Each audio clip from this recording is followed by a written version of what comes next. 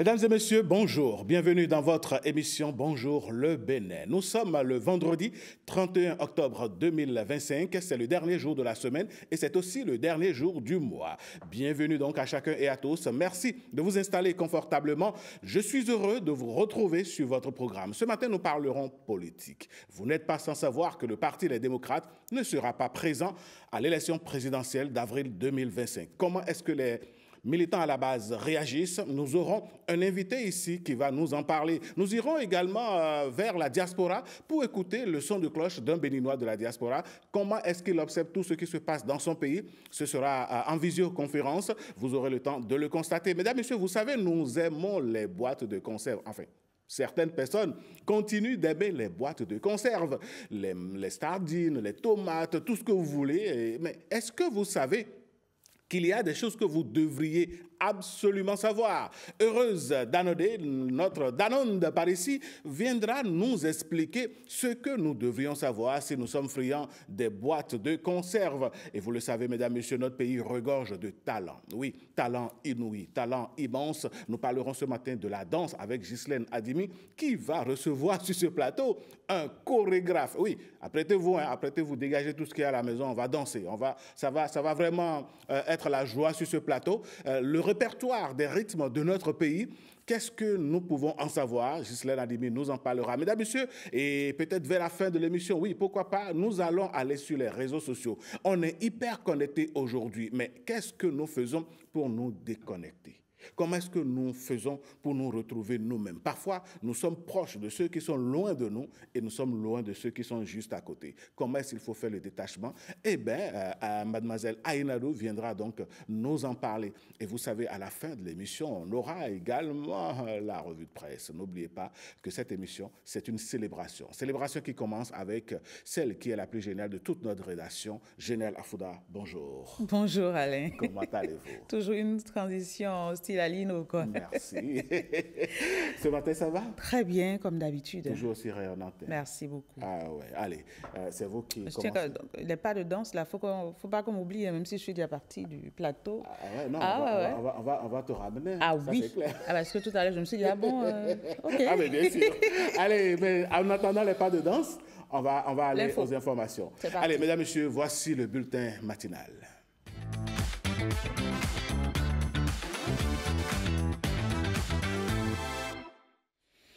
Bienvenue à toutes et à tous. Une brève pour ouvrir ce 7 heures. Le verdict du Grand Prix littéraire du Bénin 2025 est tombé, oui, et c'est l'écrivain et cinéaste Claude Balogun qui le remporte.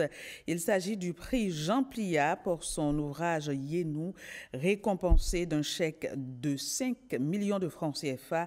Le prix Jérôme Carlos, celui du meilleur journaliste chroniqueur littéraire, quant à lui, revient à Jean-Claude Enoch Guidimin du quotidien Éduc Action, lauréat d'un trophée et d'1 million de francs CFA. En revanche, le prix de l'éditeur et le prix Paul Hazoumen n'ont pas été décernés cette année, faute de candidatures suffisantes.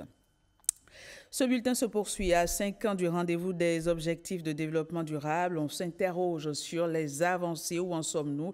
Eh bien, l'atteinte des ODD en leurs points 3 et 5 ont réuni cadres, médecins et organisations internationales pour discuter et partager les expériences. C'était au cours d'un colloque international sur la santé sexuelle et reproductive. Karamatou Agbataou nous en dit plus.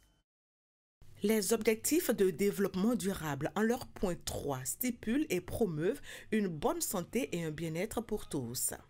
Plus qu'un simple état, jouir d'une santé parfaite relève de la justice sociale et d'un droit fondamental. Depuis 2016, le gouvernement du Bénin a engagé des réformes majeures pour renforcer l'accès aux services de santé sexuelle et garantir les droits reproductifs de tous.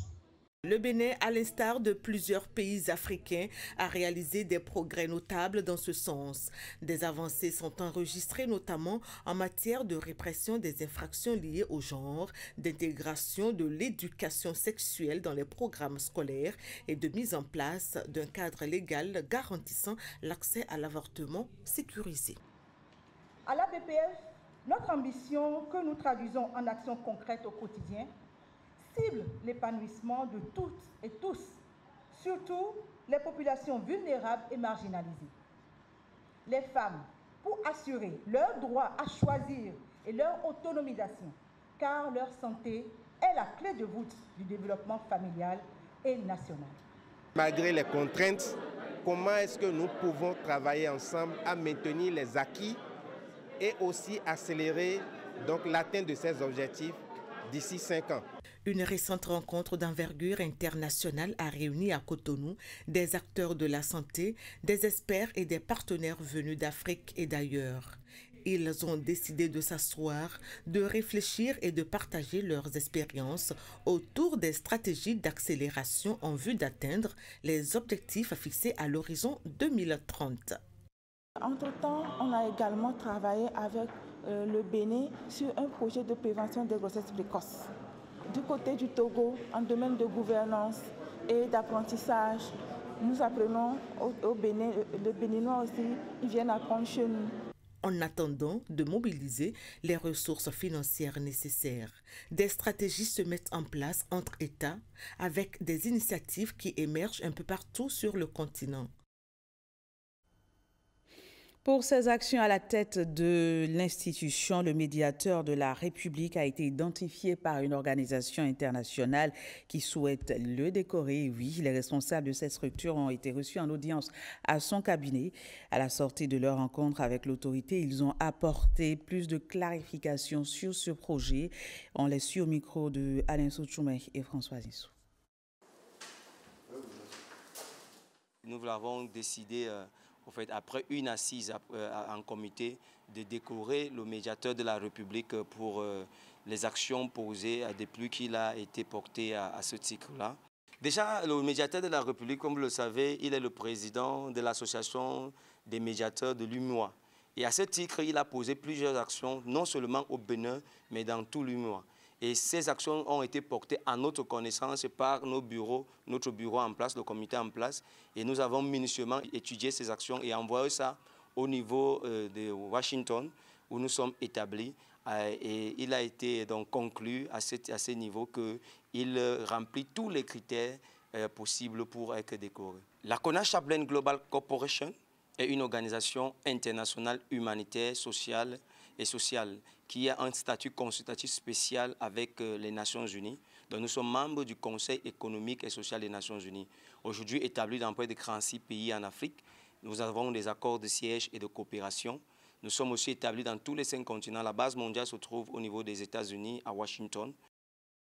Cotonou, capitale du climat africain, le temps d'un sommet entre défis environnementaux et solutions locales. Le Bénin a accueilli le sommet du Climate Change Afrique 2025. La cérémonie de clôture de ce sommet a révélé des engagements forts pour l'avenir du continent. Hilaire Kodjou. Ce sommet, intervenant 10 ans après l'accord de Paris et quelques semaines seulement avant la COP 30 à Belém, au Brésil, s'est vite transformé en une sorte de pré-sommet pour Belém 2025.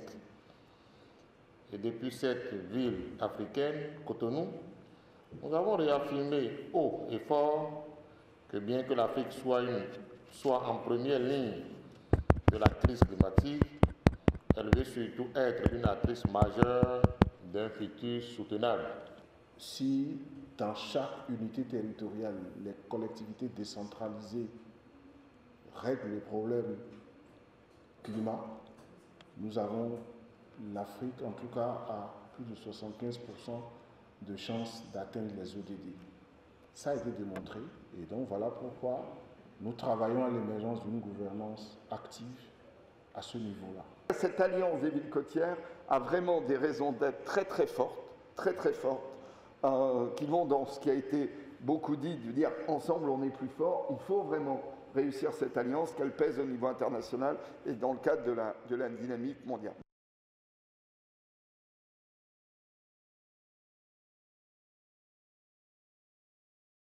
Professionnelle poursuit sa tournée d'information et de sensibilisation aux réformes du secteur dont il a la charge.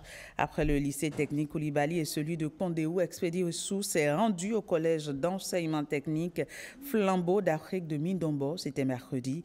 D'autres détails sur cette descente dans cet extrait que je vous invite à suivre.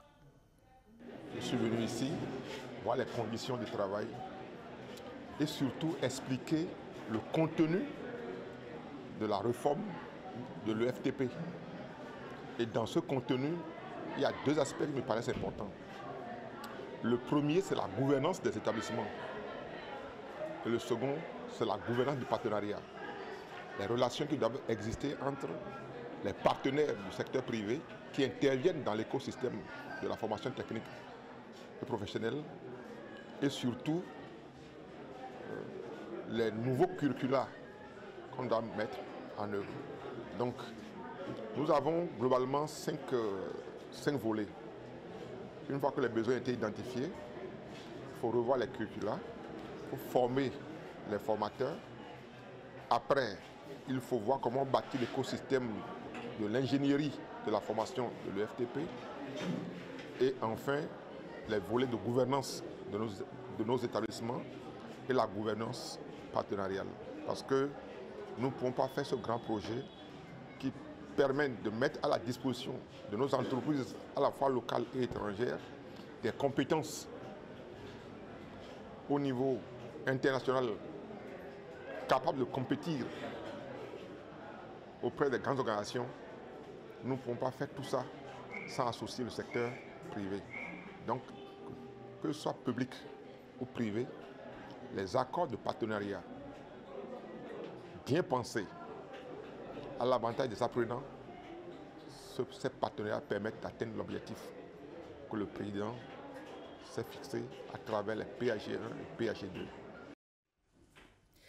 Technoserve apporte son expertise internationale dans l'entrepreneuriat inclusif en accordant un regard de choix aux micro-entrepreneurs. Dans la phase 2 de son projet Bénébiz, environ 400 micro-entrepreneurs bénéficient d'une formation digitale sur 10 mois. L'objectif, c'est d'améliorer leurs compétences en gestion, marketing et surtout en accès au financement pour faire grandir leurs activités. Alexis Segouemon, Yves Baloko. Nous accompagnons spécifiquement des entrepreneurs qui sont des distributeurs de produits alimentaires. Donc on parle de micro-détaillants ou de micro-boutiques, c'est un peu les boutiques de quartier que l'on trouve et qui constituent des acteurs essentiels et centrales de la distribution des produits que nous consommons. Il y a toujours un coût d'opportunité quand on se fait former. S'il faut fermer sa boutique, aller se faire former pendant 10 mois, qui est la durée de la formation, c'est une grosse perte. Donc on leur permet à travers cette approche digitale de pouvoir rester dans leur boutique, de pouvoir continuer leur business, mais de suivre ces formations à leur rythme et aussi au besoin de pouvoir faire un replay de ces formations-là et de les suivre. Donc tous les éléments de gestion d'une entreprise, que ce soit la tenue de la comptabilité, la gestion du personnel, la gestion de la relation avec les fournisseurs, la gestion de la relation avec les clients, mais ils vont également couvrir tous des éléments un peu plus techniques de gestion d'un point de vente. Donc le marchandisage, comment est-ce qu'on met les produits sur les étagères, comment est-ce qu'on garde la chaîne de froid pour s'assurer de la sécurité sanitaire des aliments qu'on va vendre, comment est-ce qu'on sélectionne les produits. Donc vraiment des éléments un peu plus techniques seront couverts. Le Centre national hospitalier universitaire HKM dispose désormais d'un nouveau scanner 64/128 pouces. La nouvelle unité de scanographie est opérationnelle depuis ce mercredi. La mise en service de cette unité scanographique va permettre d'enrichir l'offre de soins tout en optimisant les délais de réalisation des examens spécialisés. Cette acquisition s'inscrit dans le cadre du programme stratégique de consolidation du plateau technique des hôpitaux publics. Le ministre de la Santé a présidé la cérémonie d'inauguration. Je vous invite ici à suivre un extrait de ses propos. Il est au micro de Amandine Aniambossou et Mathieu Soken. Aujourd'hui, dans les hôpitaux qui se respectent, il faut que les équipements soient en miroir et que lorsque l'un tombe en panne, que l'autre puisse prendre le relais automatiquement pour assurer la continuité des soins des services. Et c'est pour ça que le gouvernement a décidé aussitôt qu'il était important, capital, que le CNHU, à l'image du Centre hospitalier international de Calavi, soit également doté d'un second scanner pour non seulement accélérer la réalisation des examens, mais également éviter qu'en cas de panne, il n'y ait de coupure dans l'offre des soins et services. C'est fondamental. Plus jamais nous n'allons vivre comme par le passé. Nous avons conjugué cela au passé et il en sera désormais ainsi pour toujours. La santé n'a pas de prix. La formation constitue un maillon très important. Il ne s'agit pas seulement d'avoir des équipements de pointe, il ne s'agit pas d'avoir des infrastructures, mais il faut des ressources humaines et des ressources humaines bien formées pour l'offre de soins de qualité. La présente cérémonie est donc le signe fort et tangible que la mise aux normes progressives du plateau technique des établissements hospitaliers et des formations sanitaires de notre pays est entrée dans sa phase de croisière. J'exhorte l'ensemble du personnel à consentir quotidiennement des efforts nécessaires pour une bonne utilisation de cette nouvelle unité, bien sûr, mais également du reste des équipements qui sont dans l'hôpital. C'est notre bien à tous, c'est notre bien commun et nous devons en prendre soin. Chaque fois que nous utilisons une sonde, chaque fois que nous mettons un malade et que nous l'enlevons, que nous ne nettoyons pas, nous sommes en train de pécher parce que nous contribuons à la détérioration rapide de nos équipements. Le Bénin se dote d'un laboratoire national de référence. Il est érigé dans la commune d'Abomey-Calavi et son rôle, c'est de contrôler la qualité des produits de santé, pharmaceutiques, nourriture et eau. Sur le site, vous allez le voir, les travaux sont achevés à 99%. Rebecca Kenjaoune et Patrick Binou.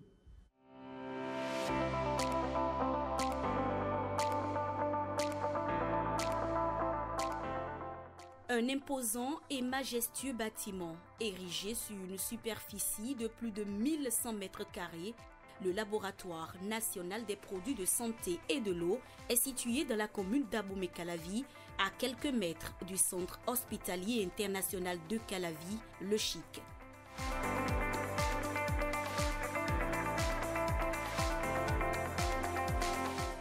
Sur le site, les travaux touchent à leur fin, avec un taux d'exécution physique estimé à près de 99%, le chantier entre dans sa dernière phase, celle des réglages techniques avant la réception provisoire.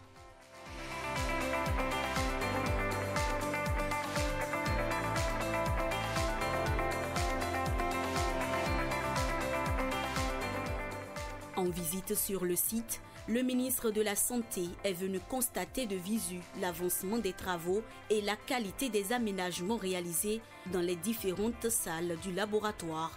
Une visite de terrain qui traduit l'attachement du gouvernement à cette infrastructure stratégique nationale.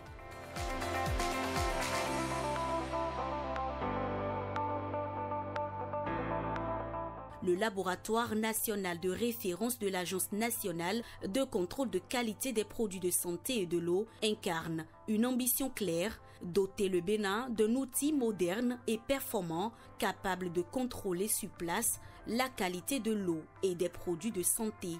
Un enjeu majeur pour garantir la sécurité sanitaire des populations. Une infrastructure moderne avec des équipements de dernière génération qui sera opérationnelle dès les premiers mois de l'année 2026. Voilà, ce sera tout pour le bulletin d'aujourd'hui. Merci de l'avoir suivi. On se retrouve la semaine prochaine. D'ici là, prenez soin de vous. Merci à vous, génial Afouda Monsi Aboka. On se retrouve lundi par la grâce de Dieu. Amen. Je vous souhaite une bonne suite de journée. Mesdames, Messieurs, merci de nous avoir d'avoir suivi ce bulletin d'information. On va embrayer en même temps sur Instant Politique et je vais demander à mon invité de me rejoindre sur ce plateau. Instant Politique, nous le disions, Mesdames, Messieurs, que déjà, que nous aurons tout simplement voilà, tous les Béninois le savent désormais, puisque vous suivez l'actualité, eh bien, les démocrates, le parti Les Démocrates ne sera pas aux élections présidentielles d'avril 2026. Voilà, plus précisément, qu'est-ce qui s'est passé entre-temps? Comment est-ce que les militants à la base ont accueilli la nouvelle?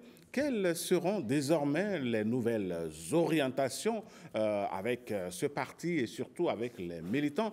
Nous en parlerons avec notre invité, M. Petro Tchokodo. Bonjour. Bonjour, cher journaliste, M. Soutoumane. Vous êtes le coordonnateur communal du parti Les Démocrates dans le Koufo. Voilà. Dites-nous déjà, comment est-ce que les militants à la base ont accueilli le rejet du duo candidat de votre parti politique? Ok, je tiens d'abord à vous dire merci pour cette invitation. Et si je vais un peu exprimer le sentiment des militants à la base, c'est comme au classico du match entre Real et Barça. Donc lorsque les soutiens, les fans du Barça par exemple, voient que leur club est éliminé ou rejeté parce que le coach a aligné un mauvais joueur, c'est le même sentiment que les fans ont eu, que les militants à la base ont eu en ce moment. Du moment où on a traversé 5 ans de préparation, et c'est pour quelques heures qu'on a pu réussir le cachet de participer aux élections. D'accord. Alors, Petro, dites-nous, M. Tchokodo, vous avez, à la suite donc, de cette nouvelle, animé une conférence de presse dans le Koufo. Et il ressortirait que désormais, vous appelez, vous et vos collaborateurs, appelez donc à voter pour le candidat de la majorité présidentielle, Romuald Ouadani. Qu'en est-il exactement? Ok, je vous dis merci. Au fait, la conférence de presse n'était pas essentiellement pour parler du candidat Romuald Ouadani.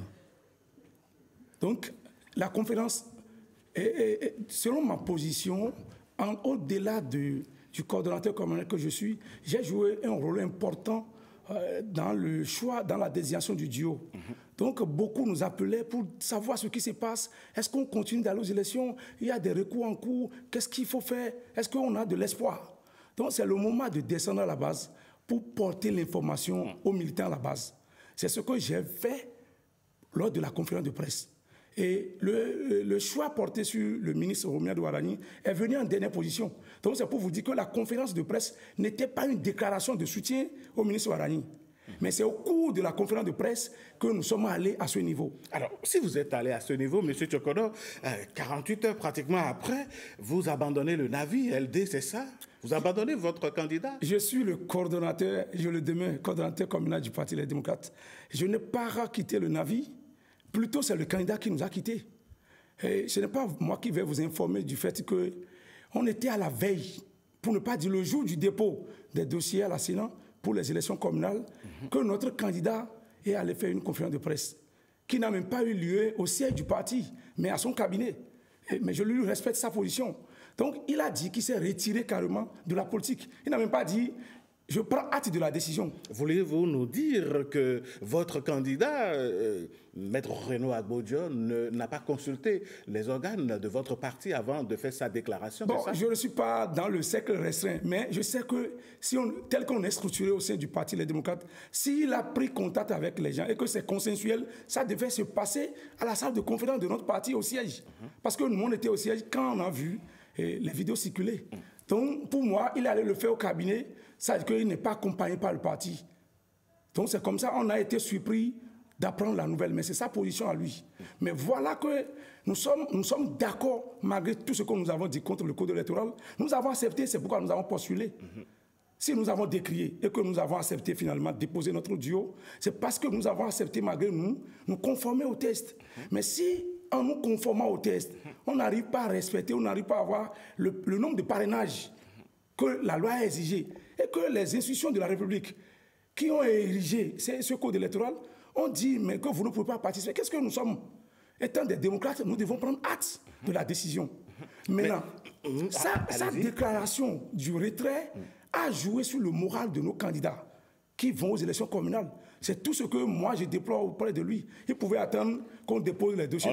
On aura le temps certainement d'inviter Maître Renaud Agbodio sur ce plateau. Comme je le dis, ce plateau c'est pour tous les Béninois. Merci. Mais en attendant, focalisons-nous sur vos déclarations dans le département du Koufo. Oui. Vous venez de dire que c'est en dernière position que vous avez appelé à voter Romiad Ouadani. Mais pour un jeune comme vous, imbu dans, je dirais, impliqué dans le parti Les Démocrates, défenseur et jusqu'à être coordonnateur de ce parti au niveau communal, si vous appelez à voter le candidat de la majorité présidentielle, n'est-ce pas l'expression d'une absence de conviction politique de votre part? Pas du tout. Pour les politiciens qui ne sont pas émotionnels, ils doivent comprendre que c'est une décision sage. Je suis un patriote, je suis un démocrate. Si je ne le fais pas, ça veut dire que nous chantons à la bouche qu'on est des démocrates. Je ne peux pas être absent des élections et me retirer du droit de vote. Quel que soit ce qui va se passer en 2026, moi j'irai voter. Même l'abstention, c'est un vote. Voter quelqu'un, faire le choix, c'est un vote.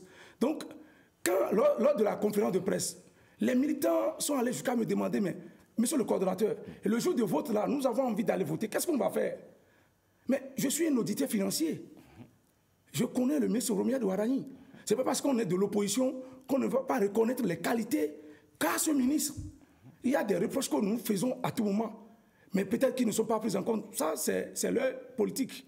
Mais en dehors de ça, nous sommes en face de deux duos, nous allons nous exprimer. Moi, j'ai fait mon choix. J'ai dit par rapport à ces deux duos, je préfère le ministre Ouadani que Paul Oumpe. C'est mon choix. Et j'ai demandé à ceux qui me font confiance dans le Koufo d'exprimer leur vote pour le ministre Romiad Ouadani, qui est derrière du Mono Koufo. Petro Tchokodo, si déjà à la base ces genres de situations arrivent, est-ce que l'on va s'attendre, à quoi l'on va s'attendre désormais, ou bien dans les jours, les semaines à venir, au niveau de la base du parti Les Démocrates? Je profite en même temps pour enlever la confusion dans la tête des gens. Nous avons deux types d'élections, pour ne pas dire trois élections. Nous avons deux élections couplées, élections communales et législatives, avant les présidentielles. Donc, j'ai invité nos militants à mouiller le maillot sur le terrain, parce qu'on a déjà perdu les élections présidentielles. Il faut maintenant, en tant que démocrate, il faut se mettre dans la tête de préparer les élections de 2031. Si on avait eu suffisamment de parrains en 2025, on n'aurait pas subi ce qui est arrivé. C'est parce qu'on a eu exactement les 28 parrains que quelqu'un s'est retiré, on a eu des problèmes. Maintenant, qu'est-ce qu'il faut faire? Il faut reprendre la politique, parce qu'on est en face de la haute politique. Il faut quitter la politique émotionnelle.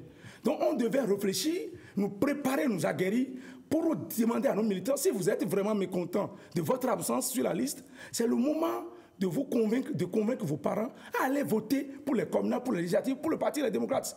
Et en même temps, on aura suffisamment de parrains pour nous apprêter pour les élections à venir. Maintenant, en dehors de ça, on va finir ces élections avant d'aller aux présidentielles. Donc moi, j'ai demandé pour les présidentielles, comme on est absent, d'accompagner notre frère. Et si dans les prochains jours, M. Petro Tchokodo, d'autres coordonnateurs communaux comme vous appelaient à voter pour Romiad Ouadani, que devient votre parti, les Démocrates? C'est ça le travail qui nous revient à faire sur le terrain. Et, en fait, je voudrais que les gens comprennent mieux la chose. J'ai dit, il y a deux élections différentes. On a les communales, les législatives, à part. C'est un autre problème, ça. Maintenant, on a les présidentielles. Moi, je vais dire aux gens, tel que vous me connaissez, en tant qu'acteur de la vie citoyenne, moi, je vais demander aux gens de ne pas aller voter. Je ne peux pas le faire. Maintenant, si je mettais, et que les gens, en voulant exprimer leur colère, se mettaient à incendier le pays, ou bien à mettre le feu dans le département du Koufo, je serais interpellé. Les démocrates ne doivent pas faire ça. On doit montrer qu'on n'est pas un parti incendiaire, comme les gens le disent. Notre symbole n'est pas le feu qui brûle. On doit montrer cette fois-ci qu'on est des démocrates, on est des patriotes. On va prendre acte de la décision et on va exprimer notre mécontentement dans les urnes. Et pour le faire, c'est de le faire à travers les élections communales législatives. D'accord. Petro Tchokodo, coordonnateur communal du Parti Les Démocrates, des jeunes comme vous, selon certaines personnes, devraient plutôt se préparer à prendre la relève que de faire le lit aux politiciens de carrière. Que répondez-vous à une telle assertion? Bon, ça, c'est ma lutte d'abord. La relève, il faut céder, il faut préparer la relève et il faut céder la place aux jeunes. Et je pense que c'est à cause de ça que je suis sur ce plateau. Si on vous dit que je peux être ici en tant que coordonnateur communal, les gens n'allaient pas croire. C'est parce que j'ai pris les risques de dire il faut préparer la relève. Ça suffit largement. On ne vient pas pour chasser les vieux, mais on leur demande de nous préparer à les remplacer. Et c'est ça qui s'observe à notre niveau, au niveau du Parti Les Démocrates. Aujourd'hui, moi qui vous parle, nous qui restons derrière les gens pour dire il faut positionner telle personne. Aujourd'hui, c'est moi qui positionne les gens. Les positionnements qu'on est en train de faire, je me suis assis, j'ai fait les positionnements. Donc ça veut dire qu'on est en train d'évoluer déjà vers la relève que nous aspirons depuis longtemps. Et je l'ai dit même au Conseil national devant le président Yahi Boni, j'ai dit, parmi nous tous ici, parmi nous les délégués nationaux qui sont venus au Conseil national, je fais partie des plus jeunes de la salle. Ayez pitié de nous, il faut nous préparer. Et c'est ce qui peut-être est arrivé, on est arrivé à ce choix. Petro Tchokodo, on souhaite vivement que les jeunes prennent les choses en main dans notre pays en allant à l'école des anciens. Alors, vous qui vous préparez pour les communales, comment est-ce que se passent vos préparatifs, je vais dire? Oui, c'est vrai qu'aujourd'hui, les réformes du système partisan, quelque part, nous permettent de ne plus... pour que l'argent n'influence plus trop les choix politiques. C'est vrai que ce n'est pas encore... Vous y croyez, vous? Oui, je dis, à travers quelques élections passées, surtout quand il n'y a pas beaucoup de listes, il n'y a pas trop de dépenses. C'est quand il y a trop de listes que les gens se mettent à faire des dépenses. Seulement que la restitution ou bien les lois qui réduisent de cette façon les partis politiques, c'est ça qu'il faut revoir. C'est ça qu'il faut revoir pour que même si c'est 6 listes, pour qu'il y ait de compétences, qu'il y ait de compétition, pour qu'il y ait de la fête politique. Donc, c'est au fait, c'est ce qui se passe aujourd'hui, que l'argent soit un peu de la politique. Petro Tchokodo, nous allons embrayer, aborder la dernière ligne droite de cette discussion. Dans le Koufo, vous pensez que la relève politique dont vous faites partie est en train d'être assurée, surtout au niveau du Parti Les Démocrates? Comment comptez-vous marquer le territoire? Oui, c'est un message que j'ai régulièrement lancé à mes collègues, camarades, coordonnateurs communaux. J'ai dit il faudrait qu'on fasse confiance aux jeunes. Et j'ai toujours demandé aux jeunes là, au fait, l'âge en politique, quand on dit jeune en politique, ce n'est pas seulement l'âge, c'est dans la pensée. Il y a des gens qui sont jeunes, mais qui sont vieux dans la tête. Il y a des gens qui sont vieux et qui sont jeunes dans la tête. C'est pourquoi je demande à nos jeunes d'être vraiment jeunes dans la tête. Et j'ai déjà plusieurs fois donné cette alerte-là à mes collègues de faire confiance aux jeunes qui sont en train de nous suivre. Et depuis 2015, nous avons fait cette lutte-là aux côtés du président, paix à son nom, président Emmanuel Golou, à la tête du parti PSD. Et vous allez comprendre qu'en 2015, le Koufo a connu plusieurs jeunes maires. Dans presque toutes les communes du Koufo en 2015, nous avons mené cette lutte. J'en fais partie. Et le Koufo a connu des jeunes qui ont été maires, mais qui n'ont pas totalement déçu. Donc, c'est la relève qui se prépare. Donc, je demande à toutes les listes d'ailleurs, que ce soit de la mouvance comme de l'opposition, de faire la confiance aux jeunes. Les vieux qui ont déjà géré, on ne les accuse pas, mais qui nous permettent... On a vu, par exemple, quand on prend le président Maître Adrien Mouedi, on a vu l'âge auquel plutôt, il a quand même pas à avoir des fonctions politiques. Donc, nous, on veut cette relève-là dans le Koufo. Et c'est pourquoi moi, je demande à nos aînés politiques du Koufo, de UPR, de BRE, de LD, de faire confiance à la jeunesse. Dernière question, vous avez appelé donc à voter pour Romuald Wadagni. Quelles seront vos actions envers ce candidat les prochains jours? Comment comptez-vous vous faire accepter? Je ne dis pas forcément de m'accepter.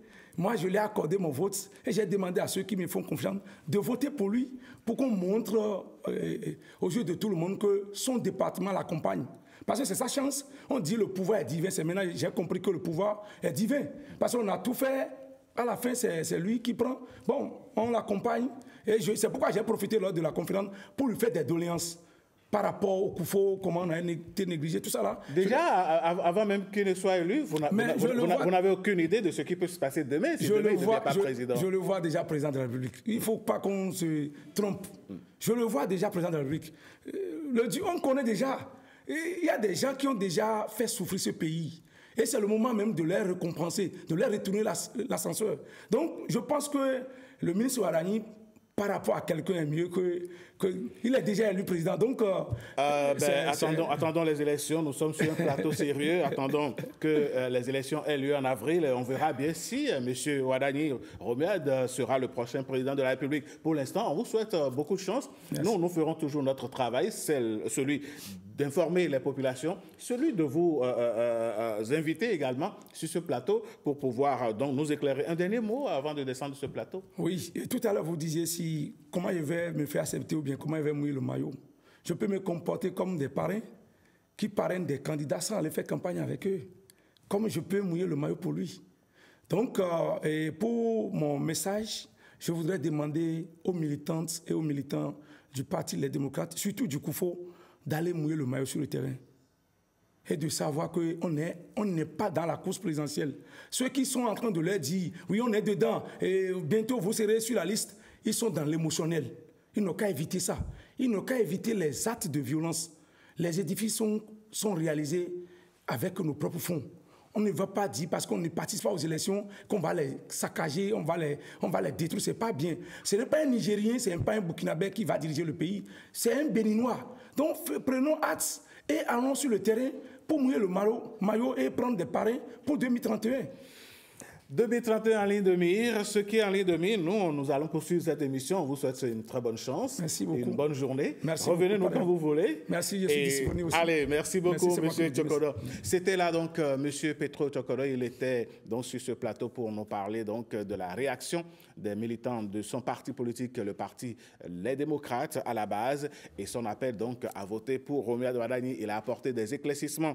Nous allons partir pour la diaspora. Nous l'avons annoncé sur ce plateau que nous aurons donc un Béninois de la diaspora qui apporte, qui apporte justement sur sa vision, qui nous dit à peu près ce qu'il pense de la situation politique de son pays. Ça va être par vidéoconférence. Est-ce que M. Adibi, avec la complicité de la technique, est en ligne?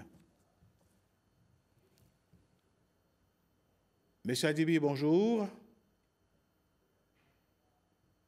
Visiblement, nous n'avons pas M. Adibi en ligne. Nous devrions donc recevoir M. Adibi de l'autre côté de l'Occitanie. Il n'est visiblement pas en ligne. On va donc enchaîner avec la rubrique qui suit. On parlera donc santé. Si entre-temps, OK, on me signale que M. Adibi est en ligne. M. Adibi, bonjour.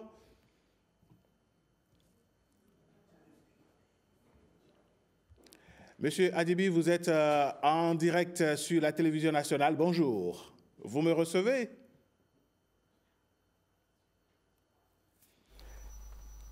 Apparemment, quelques soucis de connexion certainement. Monsieur Adibi, je vous vois en ligne. Pourriez-vous nous répondre? Vous nous faites l'honneur, vous nous faites le plaisir d'intervenir directement dans cette émission depuis l'Occitanie. Dites-nous, Monsieur Adibi, bonjour, vous nous recevez?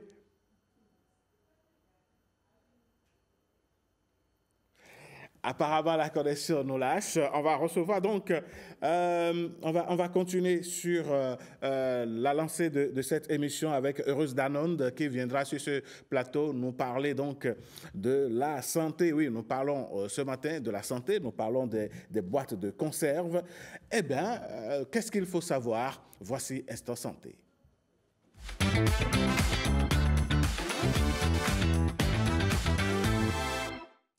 Instant Santé, si vous êtes friand des boîtes de conserve, eh bien, il y a des choses que vous devriez donc savoir. Et quelles sont ces choses? Madame Heureuse Danode, bonjour. Ah, Monsieur Alain Sochoumé, bonjour. La Danode. Et comment se retrouve? Comment vous portez-vous? Madame Danonde, oui. Je me porte comme un charme. Parfait. Et vous?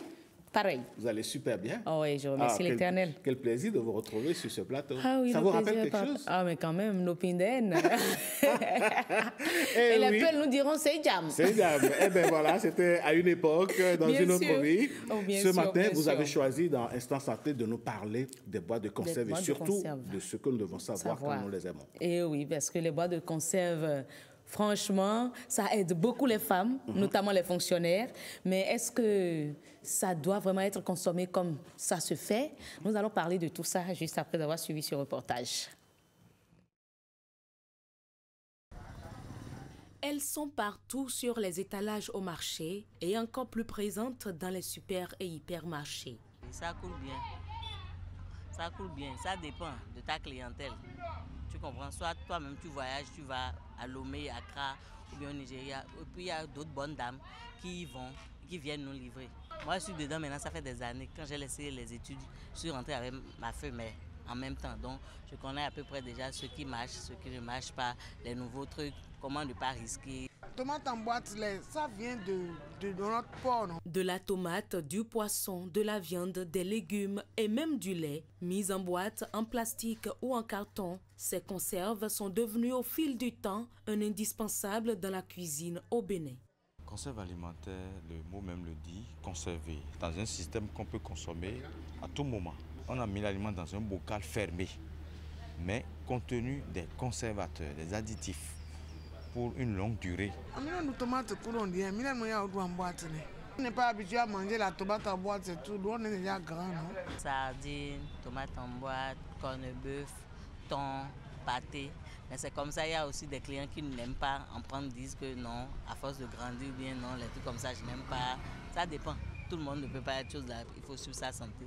Par la grâce de Dieu, je ne peux pas à merveille, donc pour le moment non. Peut-être en prenant de l'âge, je peux diminuer certaines choses.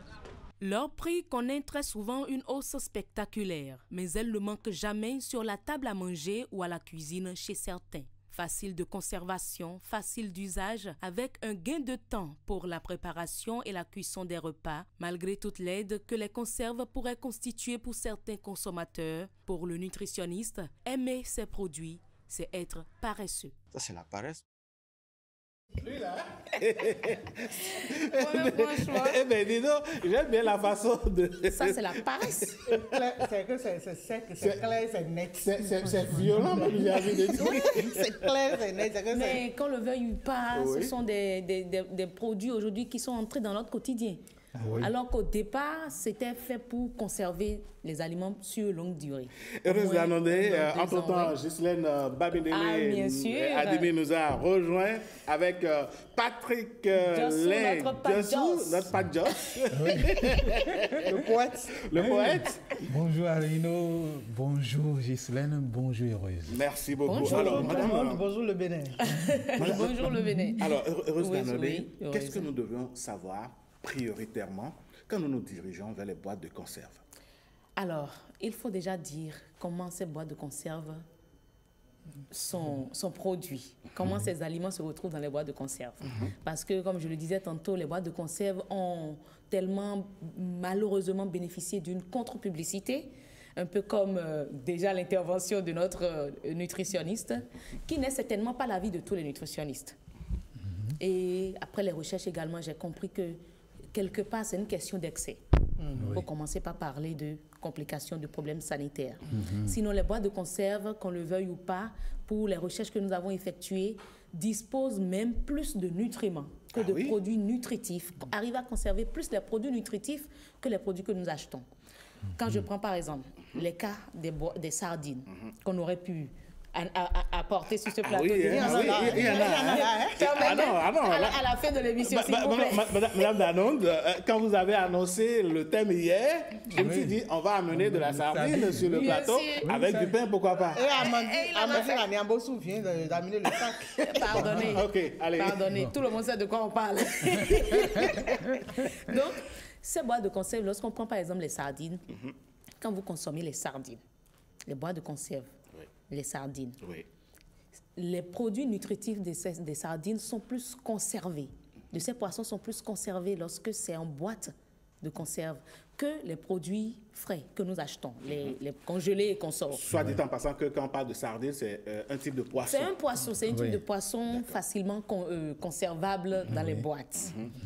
Maintenant, ces produits, notamment lorsqu'on prend les légumes, on en vient aux légumes, c'est-à-dire les petits pois, les lentilles, les carottes, les maïs, voilà, qui sont en boîte, subissent d'abord un processus de blanchiment. On les blanchit. Ce qui fait qu'on arrive à avoir une qualité meilleure de la couleur. Okay. La couleur est fixée. Et comment ces produits sont blanchis? C'est-à-dire, il y a une eau bouillante. On fait de l'eau bouillante, on les trempe directement dans l'eau bouillante en quelques secondes, quelques minutes, et on les ressort, on les replonge dans de l'eau vraiment glacée. Et là, ça fixe la coloration et ça fixe les nutriments. Ça passe d'une température forte à une température totalement basse, je vais dire, voilà. Oui, très basse. Oui. Et on fait également ça. Les restaurants, maison, voilà. La verdure des légumes feuilles. Ah, d'accord. Oui, bien sûr. Mais vous me donnez des secrets. Oui, parce que ça nous permet, parce que quand c'est toujours chaud, le produit... Au fur et à mesure que la c'est toujours en cuisson. Et ça enlève encore les nutriments. Les nutriments des légumes. Donc, tel que quand on blanchit ainsi, ça conserve la couleur, mais dans le même temps, ça conserve les nutriments. Moi, j'ai une question. Je ne sais pas, revenons à la sardine, au bois de sardine, Madame Danon. Oui. Attendez, qu'on le veuille ou pas, il y a quand même des conservateurs, non? Exactement, c'est la question. Alors, comment est-ce qu'on va avoir des nutriments dans la sardine dans le même temps où la boîte contient des conservateurs? Ça, vous avez posé une question que tout le monde se pose, que le commun des bénéficiaires des consommateurs se pose. Mais il faut vous dire qu'en réalité, aujourd'hui, c'est un peu comme on dit, si vous consommez un produit public, ce qui est sous la responsabilité d'un État, c'est qu'il se doit de vous fournir un produit de qualité. De nous donner de la garantie. De la garantie. C'est un peu comme le Programme alimentaire mondial, lorsqu'il gérait les cantines scolaires. Mais c'est tout un processus. On a suivi une formation avant même que les produits ne soient à la disposition des enfants. On a demandé, mais pourquoi tout ce circuit? Ils ont dit non. C'est une structure internationale qui a la responsabilité de garantir la santé des populations. Et il s'agit de santé publique. Santé publique. Raison pour laquelle j'en viens pour dire quoi? Les boîtes de conserve, il faut savoir comment les choisir. Toutes les boîtes de conserve, notamment les sardines, les petits pois et consorts, ne contiennent pas des produits chimiques et des conservateurs ne sont pas forcément... Il y a des types de conservateurs. Des conservateurs ne sont pas forcément nuisibles à la santé. Oui. Okay. Donc, en quelque sorte, ça disait qu'ils malheureusement bénéficient d'une contre-publicité. Oui, malheureusement. Sinon, tel que le processus est fait, ce sont des produits qui nous garantissent la qualité, la santé, et un long temps de conservation. Ce qui est sûr, le gouvernement béninois a mis les bouchées doubles pour avoir un laboratoire qui est en construction. Sûr. Nous avons vu ça dans le reportage tout à l'heure. Dans le journal bulletin. Donc les Béninois peuvent dormir tranquilles, sachant que les produits qui sont importés ont été contrôlés pour notre bonne santé. Alain a le sourire parce que c'est ça qui peut manger. Oui, en fait, c'est tout l'objectif de l'émission aujourd'hui, pour démythifier, démystifier aussi. L'intoxication, pour arrêter un peu l'intoxication, qui n'en consomment pas. Le problème, c'est l'exagération. Il y a de ces femmes, il y a de ces hommes qui ont même habitué déjà leurs enfants. Systématiquement, à midi, il faut ouvrir. Il faut ouvrir, pardon. Oui, c'est pour ça le docteur Paré, c'est une question d'excès. Sinon, une fois en passant, ouvrir une boîte de conserve, ce n'est pas un problème. Non, ça ne nuit pas. Le problème également, c'est le choix de ces boîtes-là. C'est-à-dire, il y a des sardines qui viennent juste avec l'huile. Il y a des sardines qui viennent avec déjà une sauce, comme d'autres produits. On souhaiterait, sinon ce qui est conseillé, ce sont des sardines à consommer sans additifs, c'est-à-dire sans sauce, des légumes à consommer sans additifs. Il y a des lentilles en boîte de conserve, tout disponible avec les saucissons, avec des carottes, tout et tout. Non. C'est à ce niveau qu'on parle plus des conservateurs chimiques. Sinon, lorsque ce sont des produits en quelque sorte naturels qui sont conservés dans ces boîtes de conserve, le problème se pose pas. Oui, mais Madame Danon, Ghislaine Ademi, on l'a dit tout à l'heure, on est pressé, on veut rapidement faire manger le bon vieux pichard de l'époque. Et puis, voilà, on enlève et puis il y a la sauce et puis bon, on y va. Avant, on ne chauffait même pas. C'est maintenant que nous avons pris l'habitude de chauffer. J'en viens. Oui, dites-nous. Franchement, il faut... C'est un peu comme on le dit, l'accouchement sans douleur. Il y a forcément de la douleur. Oui. Ce n'est jamais sans douleur. La femme subit la douleur jusqu'à un niveau avant que la péridurale ne soit posée. La délivrance ne vienne. Donc, du coup, même avec les boîtes de conserve, si vous pensez aller directement aux conserves tout fait et verser juste dans l'assiette et consommer, non, mais franchement, attendez voir des problèmes de santé, des maladies non transmissibles et vous allez créer des problèmes à votre famille, notamment les tout petits, les enfants. Moi, je me dis qu'il faut être suffisamment inconscient pour prendre quelque chose d'une boîte et ne pas penser le chauffer d'abord. Parce que vous ne savez pas comment c'est conservé, comment c'est produit d'abord. Voilà, c'est vrai que c'est manufacturé, parce que c'est pas parce que vous allez prendre ça au supermarché que je ne vais pas prendre quand même la précaution d'y mettre une petite touche personnelle. Ne serait-ce que chauffer. Ajouter quelque chose de plus frais par moi-même. Par exemple, pourquoi pas couper un petit poivron dedans, de l'oignon frais dedans. Pourquoi ne pas prendre le temps de faire ça? Tout ça, c'est bien, mais moi, j'ai envie de vous demander. Il y a le ketchup. Cette boîte que les enfants adorent. On appuie, ça fait dessus. Les enfants adorent. C'est accompagnateur des pizzas. C'est pas chauffé. Non, ça, par exemple, c'est un autre produit. C'est un autre produit. Et là, c'est purement de la tomate qui est en boîte de conserve, qui est Merci conservée. aux téléspectateurs qui vous bipent parce qu'ils vous voient en direct. Et vous jouez le rôle de docteur aujourd'hui. Voilà. Je n'aime souvent pas être dans cette posture, mais ça nous concerne tous et on peut en parler. Et après les recherches, on est quand même à même d'en discuter. Il faut dire que c'est votre spécialité aussi. Voilà, donc nous sommes là pour la chronique. Maintenant, lorsqu'on en vient à l'utilisation, elle a dit il faut être bête ou bien il faut être quand même con. Il faut être paresseux. Paresseux. Pour reprendre le thème de votre... S'il faut être paresseux, un peu ça, c'est ce que l'autre chantait. Vraiment.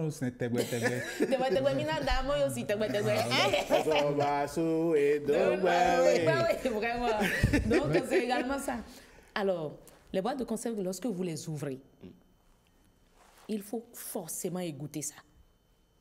Obligatoirement. Même les sardines, on adore le goût de l'huile. Mais c'est également l'une des qualités des boîtes de conserve.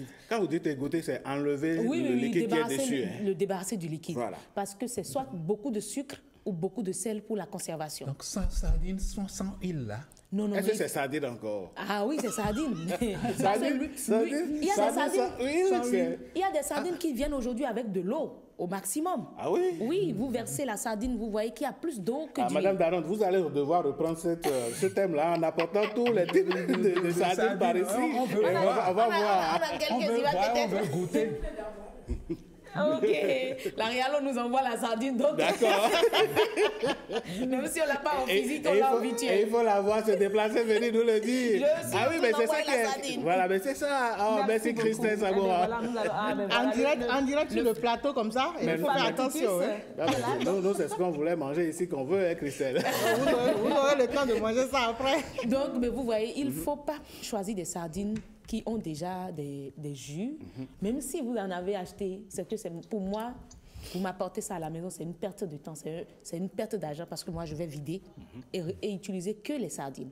Ah oui. Oui, et nettoyer les poissons. Vous allez nettoyer les poissons? Ah oui. Là, ça perd tout son goût finalement. Non, mais ce n'est pas que... Sardines, non, je parle des sardines avec le jus. Il y a des sardines qui viennent en sauce. Oui, ça, c'est ça, on appelle souvent les pichards. Ah, mais c'est ça les pichards. Non, oubliez les pichards, les amis. Oublions les pichards, utilisons les sardines. Avant, on utilisait ces sauces-là pour faire en même temps le macaroni qu'on saute rapidement, ou bien le riz au gras. La chance, en son temps avec nos mères, c'est que ça va toujours au feu. Ça va toujours au feu. Ouais. Mais aujourd'hui, c'est comme du jar. C'est du prêt-à-porter. Déjà, du prêt-à-porter et le pain est à côté. Ouais. Mais comme je l'ai dit tantôt, pour être sûr de la qualité d'éviter les conservateurs au maximum, il faut utiliser les sardines naturelles. C'est-à-dire qui ont juste de l'eau ou de l'huile pour... Bon, d'accord. Rassurez-vous, ce qu'Amandine a amené, là, c'est ça en fait. C'est ça. Il faut également penser à bouillir la boîte avant de l'utiliser. Beaucoup ne le font pas, beaucoup ne le disent pas, mais c'est réel. La boîte directement, lorsque vous voulez utiliser la sardine, il faut coûte que coûte chauffer ça dans l'eau, que ça aille dans l'eau chaude. Ok. Et à défaut d'ouvrir, de chauffer la sardine. À défaut d'ouvrir, de chauffer la sardine. Madame Dalonde, oui. Nous avons faim, et les enfants sont là à côté. Oui, c'est ça, il faut Madame comprendre. est là, elle revient du boulot, et toute fatiguée. Elle veut rapidement donner à manger aux enfants. Il faut encore chauffer la boîte de sardines. Nous, on revient de voyage, en cours de route, le temps nous a surpris, on s'est retrouvé dans C'est même dans la voiture qu'on met sardines là dedans, et puis ça y est. C'est un véritable problème. Dieu. Non, mais c'est ça, il y a Sylvain qu'on est venu sur ce plateau pour dire qu'on mange mal, on mange trop et mal. Non, mais on mange mal, mais franchement. Une fois en passant comme ça, c'est toujours nocif en fait. Une fois en passant comme ça, qu'est-ce qui vous empêche de chauffer? C'est ça, j'ai dit tout à l'heure. On revient de voyage. Papa, maman, et on est en voiture, on a fait des emplettes. Tout est une question mais dans un embouteillage terrible, les enfants ont faim. Un dimanche, par exemple, ils doivent aller à l'école le lundi. Moi, je ne peux pas avoir mon enfant derrière. J'ai la boîte de sardines à côté, j'ai du pain là. Mais je lui coupe le pain et la sardine. Mais vous savez, dans le même temps que, je ne vais pas dire les Chinois, mais ces grandes sociétés d'industrie ou ces grands États sont en train de mettre les moyens à disposition pour nous faciliter la vie. Nous avons les micro-ondes qui également, je vais en venir dans d'autres émissions, qui ont également bénéficié d'une contre-publicité. Oui. C'est ci, c'est ça. Ouais. On va en parler. On dit que quand on chauffe les repas dans les micro-ondes, les fours, voilà. On va en parler parce que c'est une question. On en parle déjà lundi, peut-être, pourquoi pas? On va voir. Ouais, c'est une question de l'utilisation.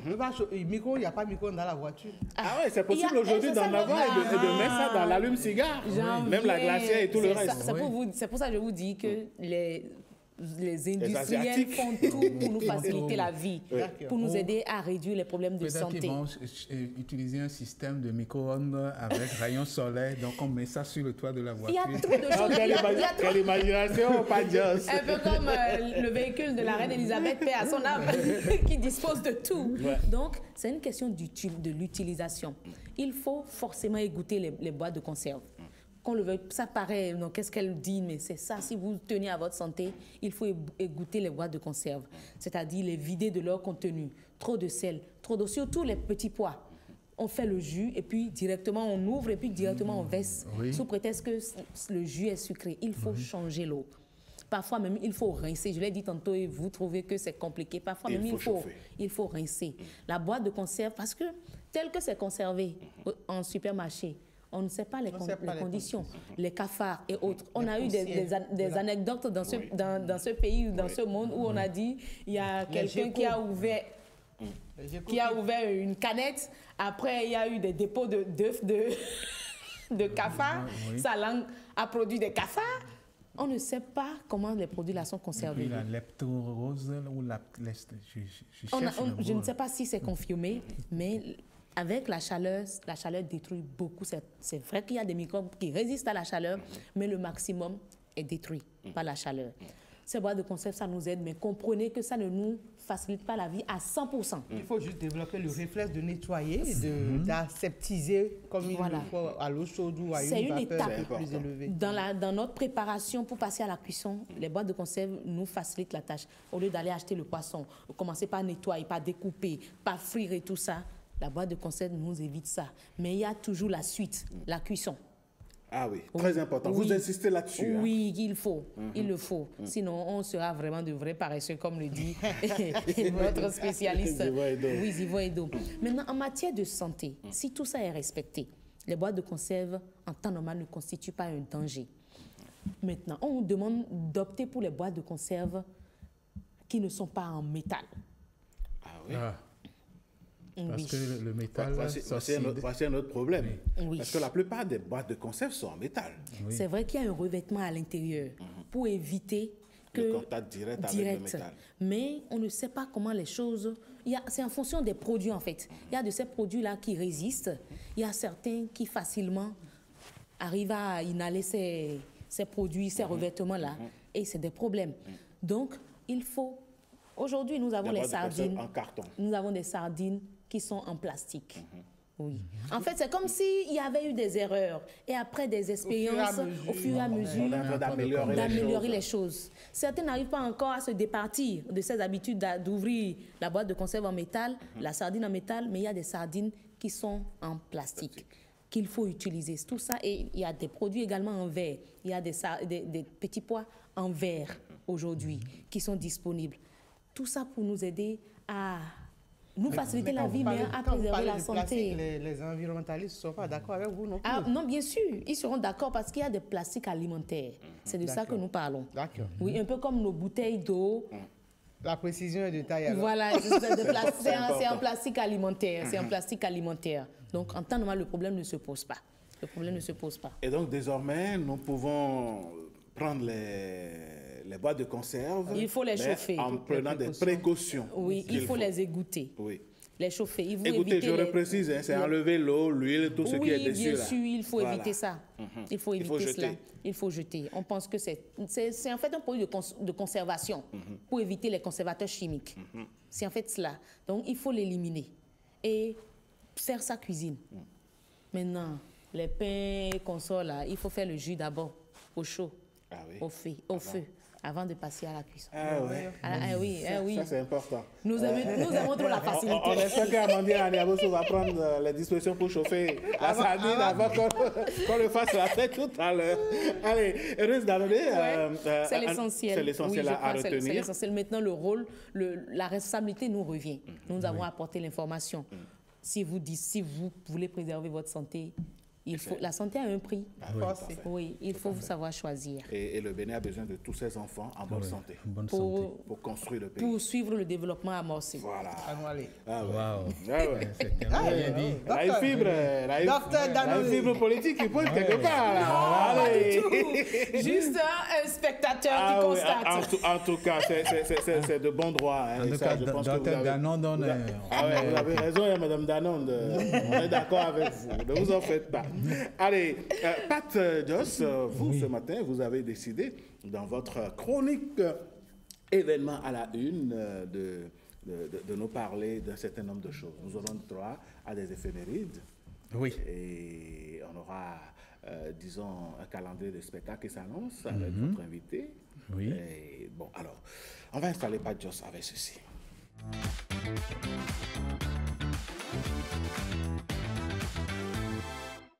Alors, Pat Joss, à nouveau, bonjour. Oui, bonjour Alain, bonjour aux téléspectatrices et aux téléspectateurs.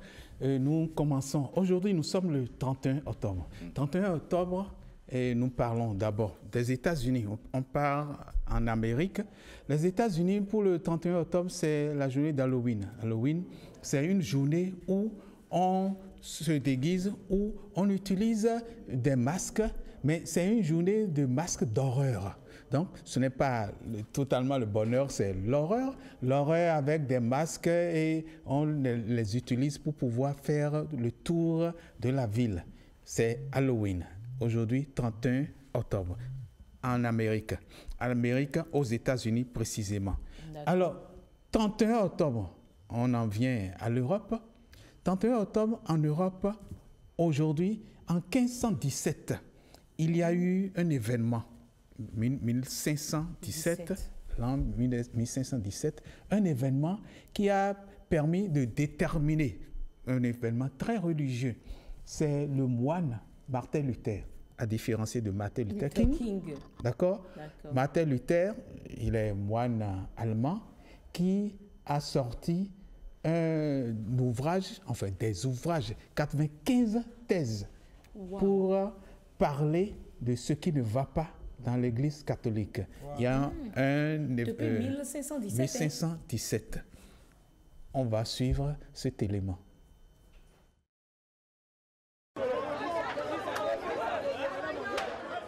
Le marché d'Antokpa transformé en boule de feu, l'incendie a éclaté aux environs d'une heure. Au XVIe siècle, l'Europe est plongée dans l'angoisse. Guerre, épidémie, famine, les gens ont peur du jugement dernier, de la colère divine qu'ils sentent imminente.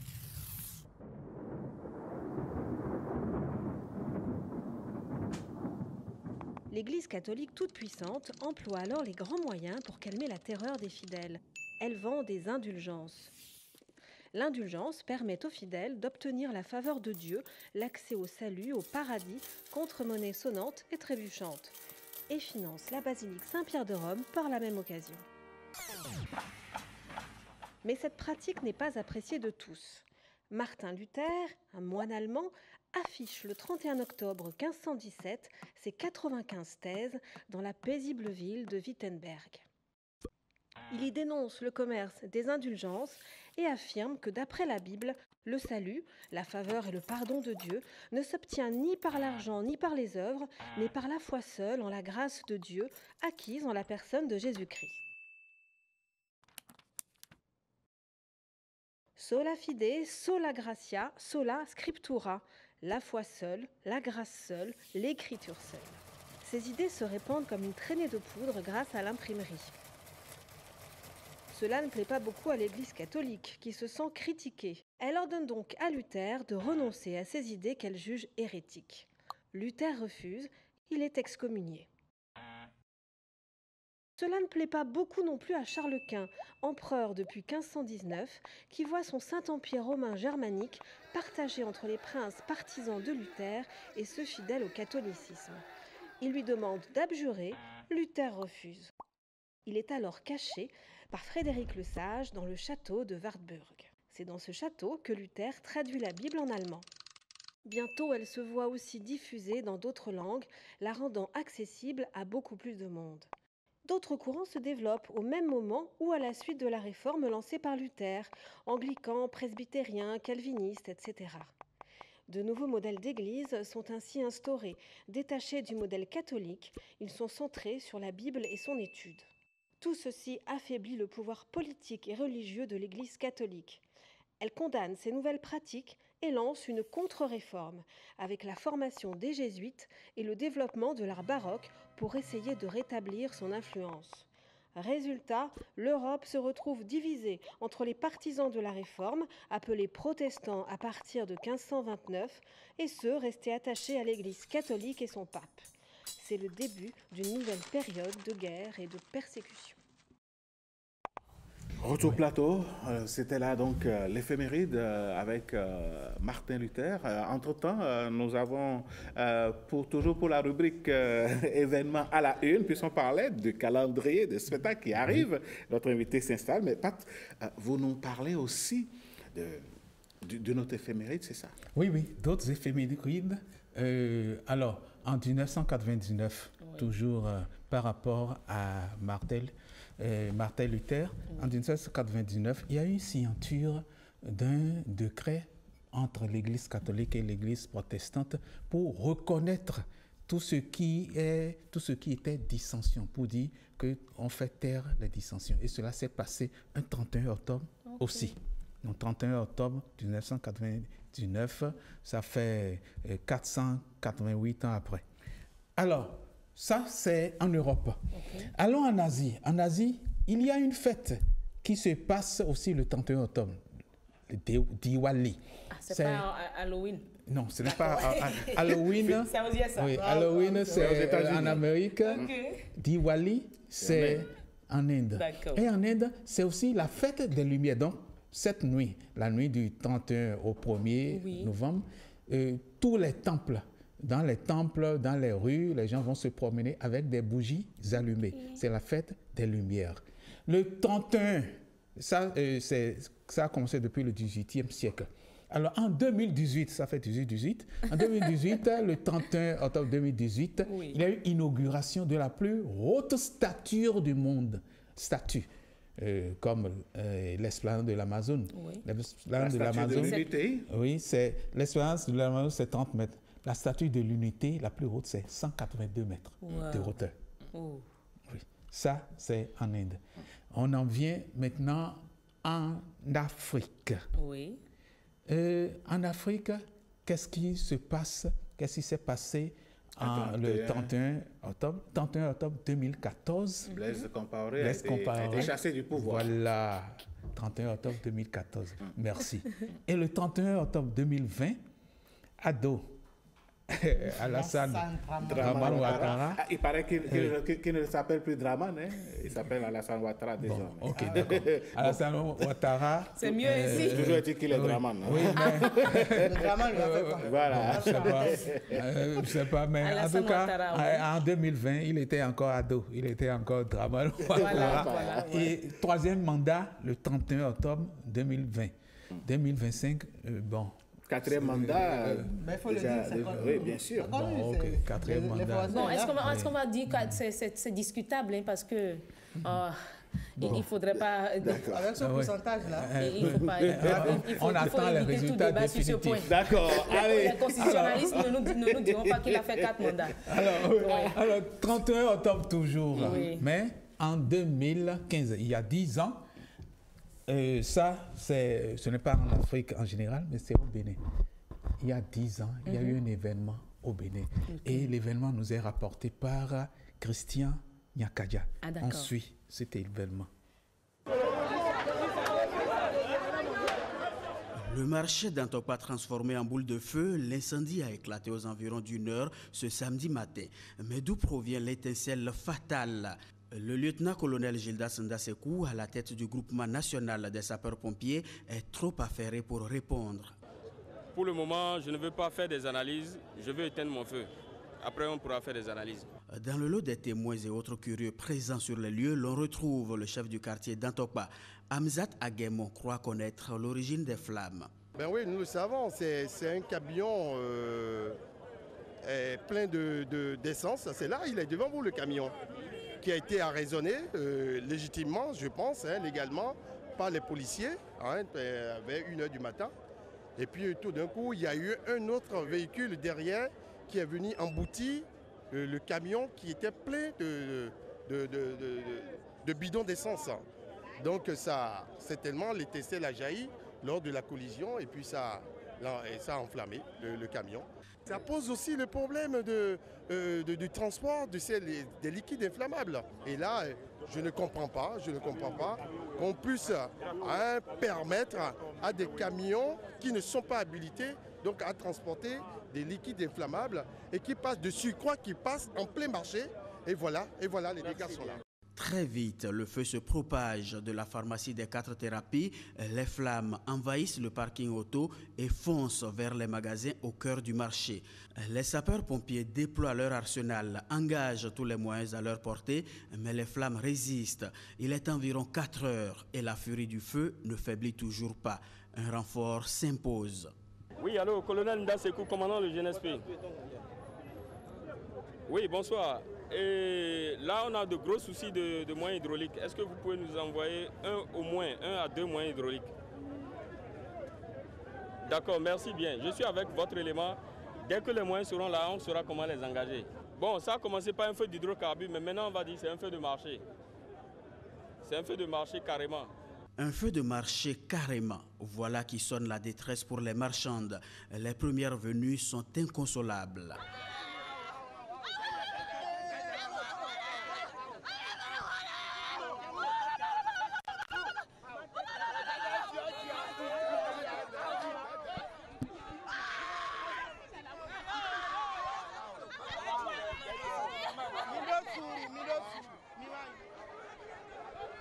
Pour l'heure, les dégâts de l'incendie ne sont pas encore évalués, mais ils pourraient être bien lourds au vu de l'étendue du ravage. Parce que là, tout le marché, c'est à la fin d'année comme ça, vous imaginez les bonnes femmes, ce que c'est que combien de maisons seront touchées aujourd'hui par ce sinistre. Je pense que c'est une catastrophe nationale, on peut le dire.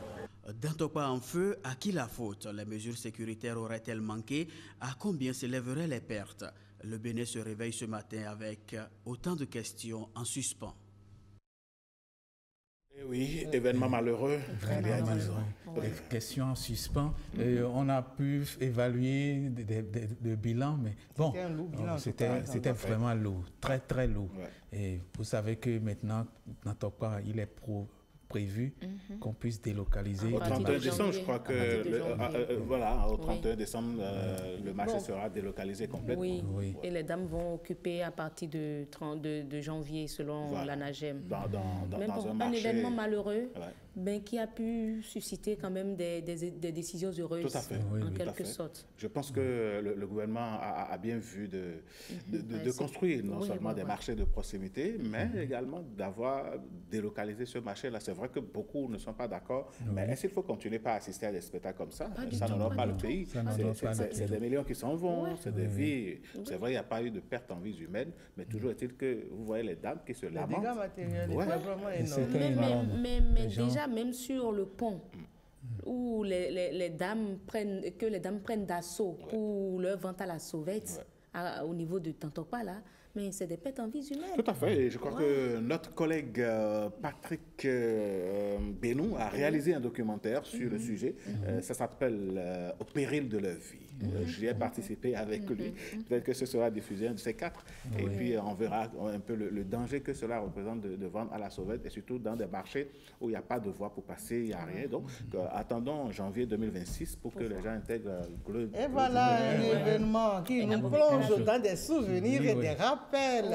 Et puis, c'est tellement lugubre, mais on va apporter un peu de lumière sur ça. Justement, c'est lugubre, mais enfin...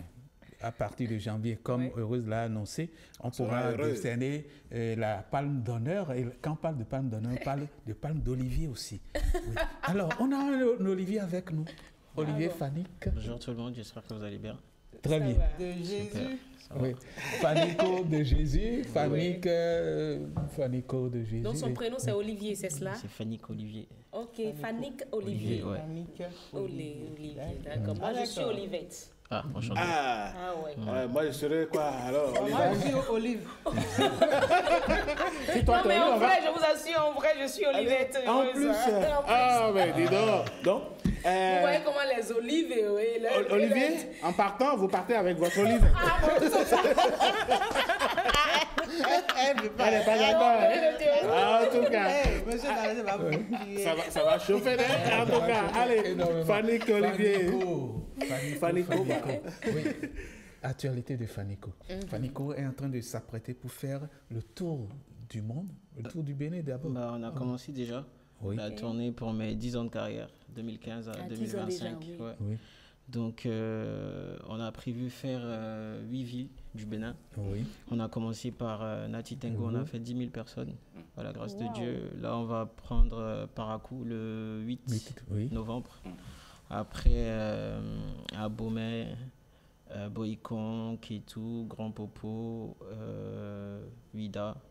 Disons que toutes les grandes villes du pays vont accueillir Fannico. Oui, si. Et ça va durer toute une année.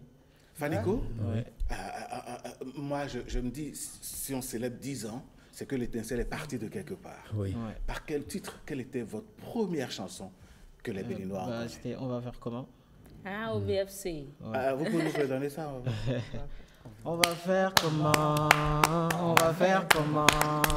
On va faire comment? Le faire lentement, brutalement, ou bien te le faire salement. Voilà, c'était ça. Ben dis donc. Comment on va le faire sur ce plateau? On le fait sardinement. Avec du pain. Je vais pas la Alors Fannico, 10 ans après, quel regard portez-vous sur ce parcours? Franchement, moi je dis bénédiction, je dis grâce, je dis juste merci au Seigneur, parce que j'y ai cru depuis l'âge de 7 ans. Ouais, j'ai toujours voulu faire de la musique, donc si j'ai pu tenir toutes ces années, franchement, on va dire merci au Seigneur. Et je continue quand même de travailler, parce que pour moi, l'objectif n'est pas encore atteint. Donc, j'ai pour objectif de faire encore 10 ans plus belle, vraiment. Assez de fierté? Ouais. Oui, je suis fier, hein, franchement. Pourquoi ne pas être fier? Et en 10 ans, est-ce que Fannico peut dire qu'il a pu traverser le monde? J'ai fait quand même beaucoup de pays d'Afrique, d'Europe, par la grâce de Dieu, tu vois. Et là, la tournée d'ailleurs, quand on va finir le Bénin, on va prendre tous les pays francophones où je suis connu. On va faire la Côte d'Ivoire, on va faire le Cameroun, Lomé. Des pays où vous avez mis à travailler avec des artistes. Voilà, il y a eu des collaborations avec des artistes de ces pays. Tout ça, exactement. Mais comment s'établit le contact pour que nous ayons des featuring comme ceux que nous avons eus avec les artistes africains? Oh bah, c'est très simple, souvent ils viennent vers toi parce que quand ta musique est aimée vraiment de tout le monde, ils te contactent et puis quand le feeling passe, ça passe quoi, on se contacte, on s'appelle, on se voit et puis souvent même on se voit pas. Ils travaillent la musique de là-bas ou je travaille la musique d'ici, j'envoie et puis c'est comme ça se fait. Fanico, c'est vrai, vous avez chanté Faut pas m'embrouiller, mais embrouillez nous sur ce plateau ce matin. Non, je peux pas vous embrouiller. Je peux pas vous embrouiller de plus, mais on a décidé quand même pour la tournée de faire un plus. On va pas faire que chanter. On s'est dit qu'il y a un partenaire officiel sur la tournée. Et dans toutes les villes où on va, dans toutes les villes du Bénin où on va, on essaye de former des jeunes à l'énergie solaire, tout ça. Et puis on offre aussi des lampadaires dans toutes les villes où on a prévu. Il y a ce côté social que vous apportez à la chose. Exactement. Donc on rencontre les jeunes, on les forme, à la fin ils ont leur diplôme, tout ça, gratuitement. Quel artiste vous inspire, vous? Franchement, moi j'écoute beaucoup. J'écoute beaucoup.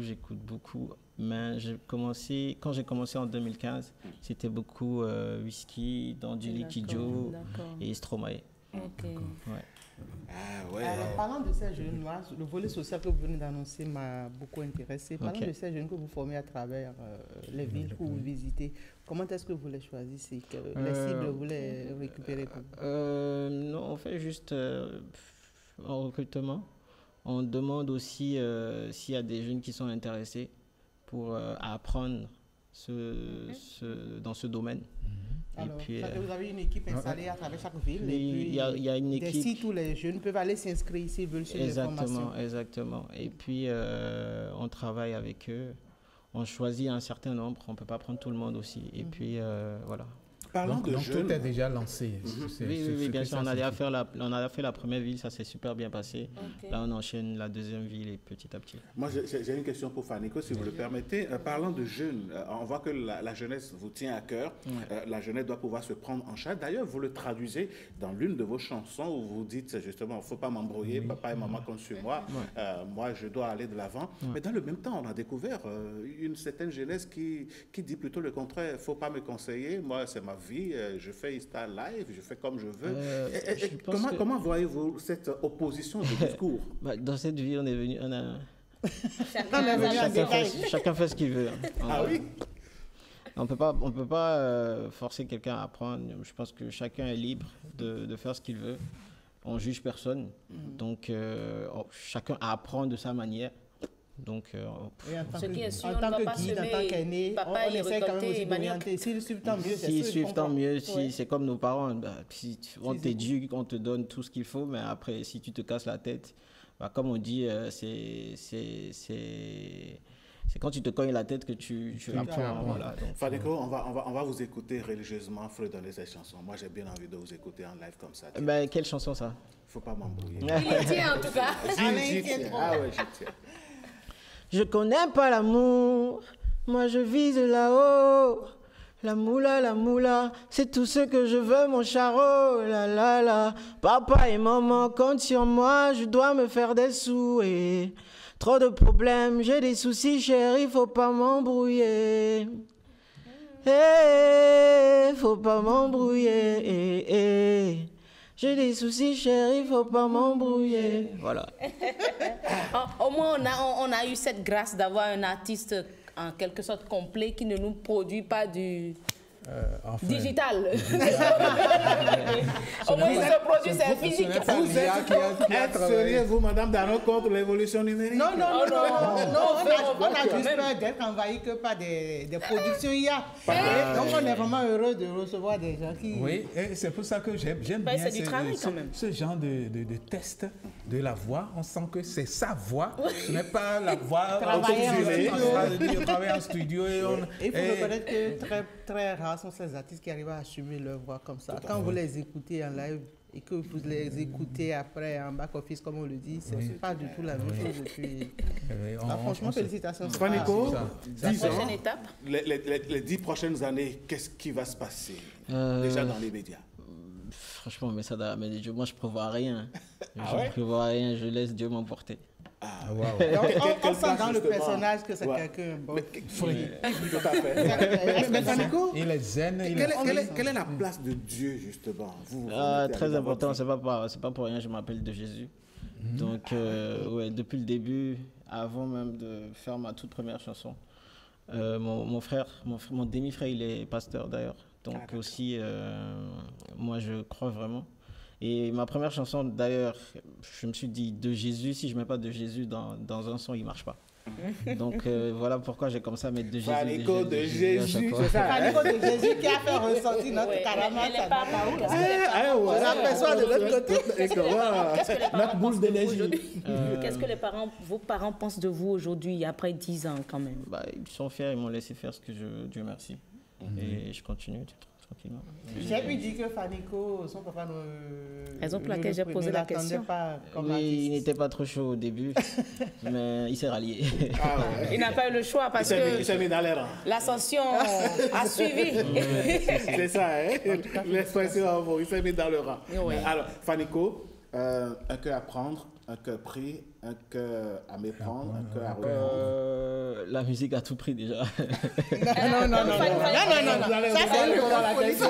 Ça c'est clair. Fanico veut épouser sa musique ou a épousé sa musique? Honnêtement, je suis concentré sur d'autres choses. Ah ouais, honnêtement. Pour le moment, vous je continuez de chercher les sous. Laisser de la place à l'amour. Vous continuez de chercher les sous, je ne connais pas l'amour. Je pense que je l'ai déjà dit. Il nous a eu là, Fanico. Non, vous n'allez pas nous avoir comme ça. Non, mais pas pour longtemps en tout cas. Je sais qu'à un moment donné... Il va falloir se casser. Fanico, à quel âge aujourd'hui? J'ai 33 ans. Ah. Ouais. Mais la voix fait tellement jeune. Non, ça fait l'âge de Jésus, mais il ne va pas mourir. Fanico de Jésus, à 33 ans comme Jésus. Ouais. Et je crois que c'est encore là maintenant une ascension beaucoup plus fulgurante encore. C'est une nouvelle vie. Mais quelle est l'étape prochaine maintenant pour ces descentes dans nos villes? Là, on va faire Parakou, à la place Tabira. Prochain. Ok, d'accord. À la place Tabira. Tabira, d'accord. C'est intéressant. Bon, écoutez, quelle relation avez-vous aujourd'hui avec ceux qui vous suivent, puisque, qu'on le veuille ou pas, vous êtes une sorte d'aîné pour une génération de musiciens, d'artistes, chanteurs. Un mentor, pour beaucoup. Comment percevez-vous cette nouvelle musique et cette nouvelle génération et quelle relation avez-vous avec elle? Sans me prendre trop la tête, je pense que ceux qui me suivent ou les jeunes qui veulent faire comme moi, il y en a plusieurs que j'ai aidés et que je continue d'aider sur côté musique. Après, on donne souvent des conseils à ceux qui en ont besoin.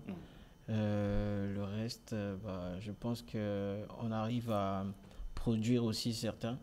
Dans mon label Oculus, par exemple, on produit une jeune artiste, pas du tout connue, mais elle commence à faire ses preuves. Et elle s'appelle Enza. Une très belle voix. Et petit à petit, j'espère que sinon votre relève en quelque sorte. Exactement, c'est ça. Mais c'est heureux de savoir que vous rentrez dans la production. Oui, bien sûr. Allez, Fanico, on va demander à votre Olivette de vous attendre. Elle va partir, elle va céder sa place à un autre artiste. D'accord. À son Olivette, à sa sœur Olivette. Assurez-vous, Olivier.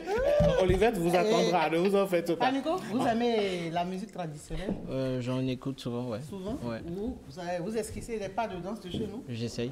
Fanico est de quelle région? Je suis de Ouida. De Ouida, oui, à Djanohou. À Djanohou. Alors, quel est le rythme qu'on joue chez vous là-bas? Je sais pas trop. On va inviter M. Senou à nous rejoindre. Il va mieux expliquer à Fanico quels sont les rythmes qu'on danse chez lui. Peut-être que Fanico va esquisser quelque part. On va lui apprendre. C'est un maître chorégraphe. Allez, mesdames, messieurs, vous savez, c'est le cérémonial. On déroule le tapis à Ghislaine Bamidele.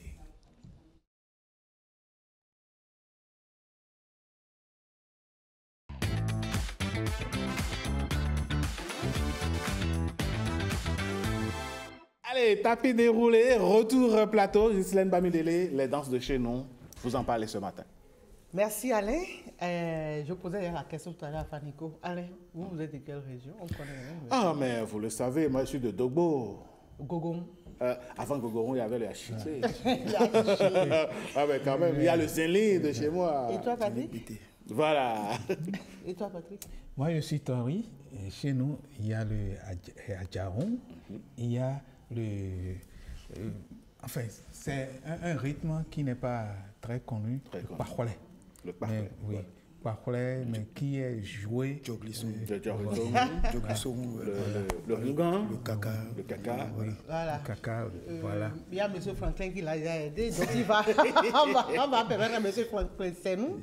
Il est maître chorégraphe, quoi d'autre? Encadreur culturel. Encadreur culturel, les classes culturelles. Et d'ailleurs, je l'ai empêché d'aller au cours ce matin. Parce que... Non, les cours, c'est dans l'après-midi. C'est dans l'après-midi. Merci. Donc, je pense, j'avais peur d'avoir commis un gros péché contre la Du tout pas.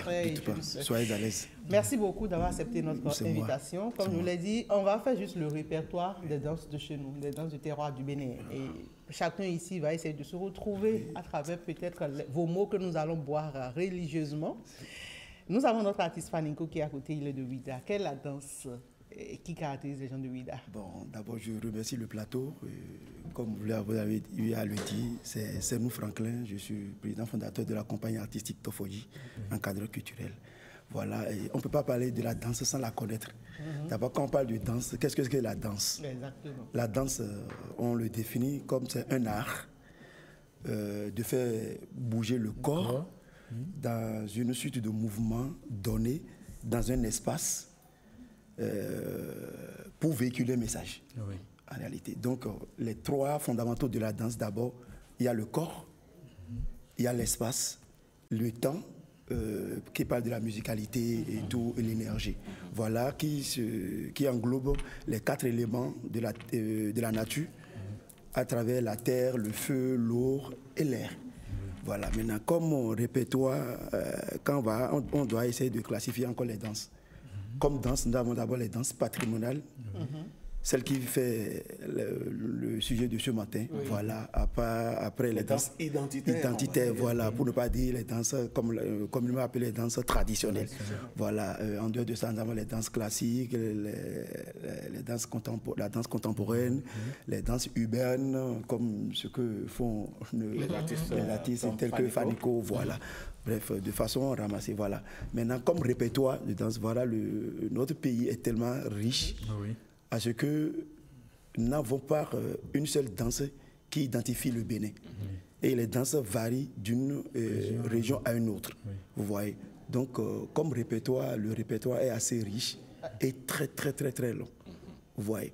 Donc, parlons par exemple quand on prend le nord, on ira du nord au sud. Du nord, nous avons par exemple dans nos divers départements, il y a la danse Teke, par exemple. La plus célèbre d'ailleurs. Voilà. Il y a la danse Sensenou. Il y a Gida Fokpai. Il y a pas mal de danses. Il y a le Tipenti, le Chombi. Vous voyez. Quand on vient un peu au centre, nous avons par exemple les danses, quand on parle de la danse Sakwata. Le rythme, là, souvent, ça, c'est le rythme, on parle de Agbochebu. Vous voyez, à ce niveau, il y a aussi, nous parlons des danses, il y a le Saint-Lit. Il y a le Gombe. Il y a le Gombe, à partir des danses, le Tchegoumé, l'art, il y a le Rougan, il y a... à part ça... Alors, avant que vous n'allez plus loin, on va retrouver la régie qui va nous jouer une petite vidéo. Voilà. Et peut-être après, on reviendra pour faire le décryptage. Voilà, d'accord.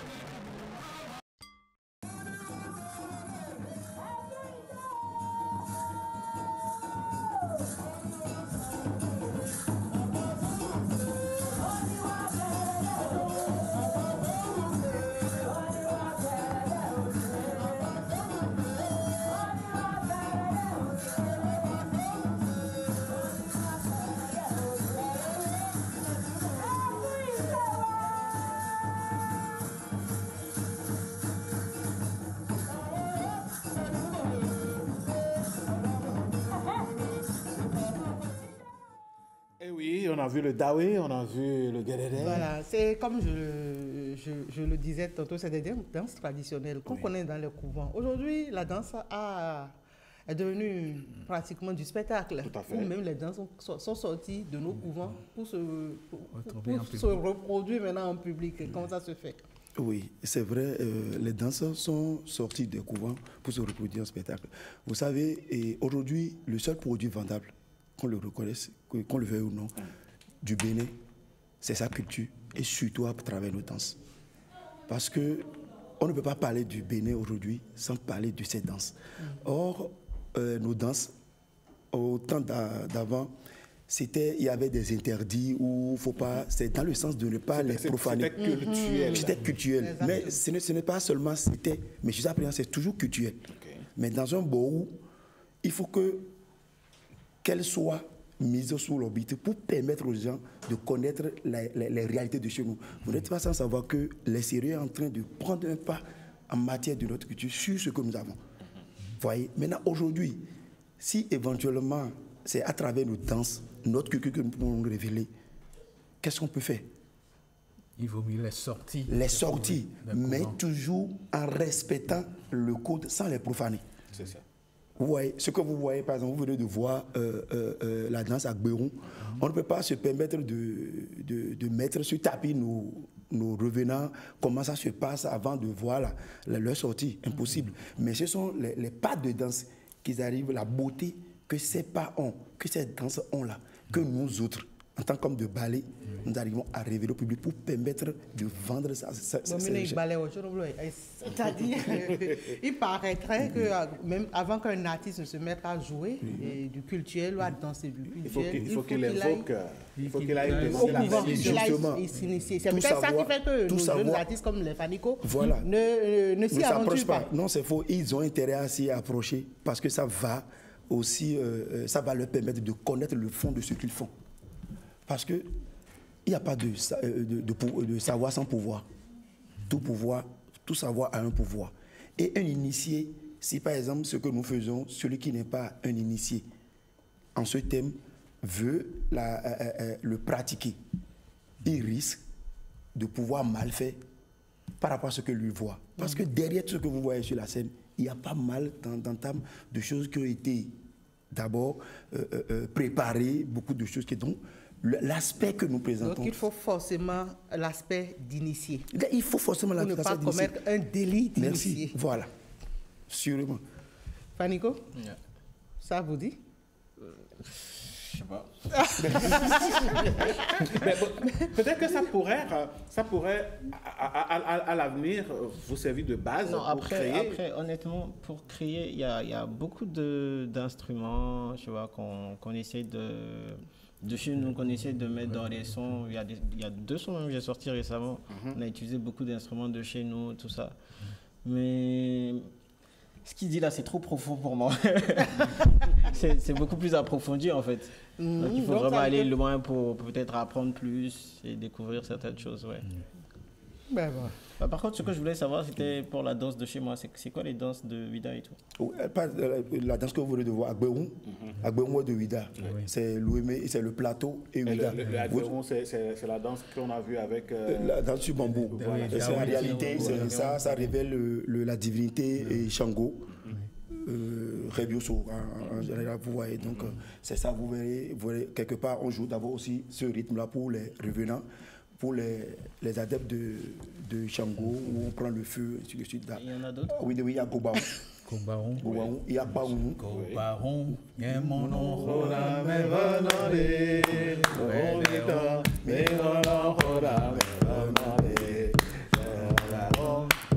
Ça, par contre, je sens que ça intéresse Fanico. Non, je connais aussi. Ah, d'accord. Hey!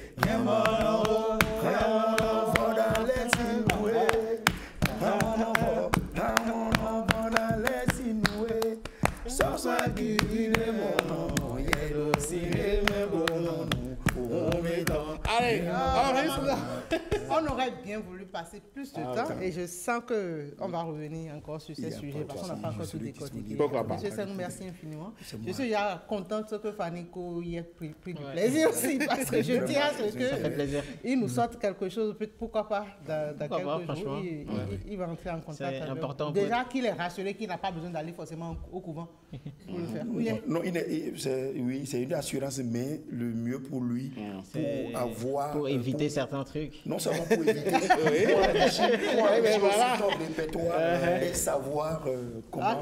Monsieur Senou va quand même aider Fanico. Il n'y a pas de souci. Fanico, il n'y a pas de peur. C'est ceux qui ont se réintégrer. Moi, je suis c'est notre culture. Non, plus réintégrer.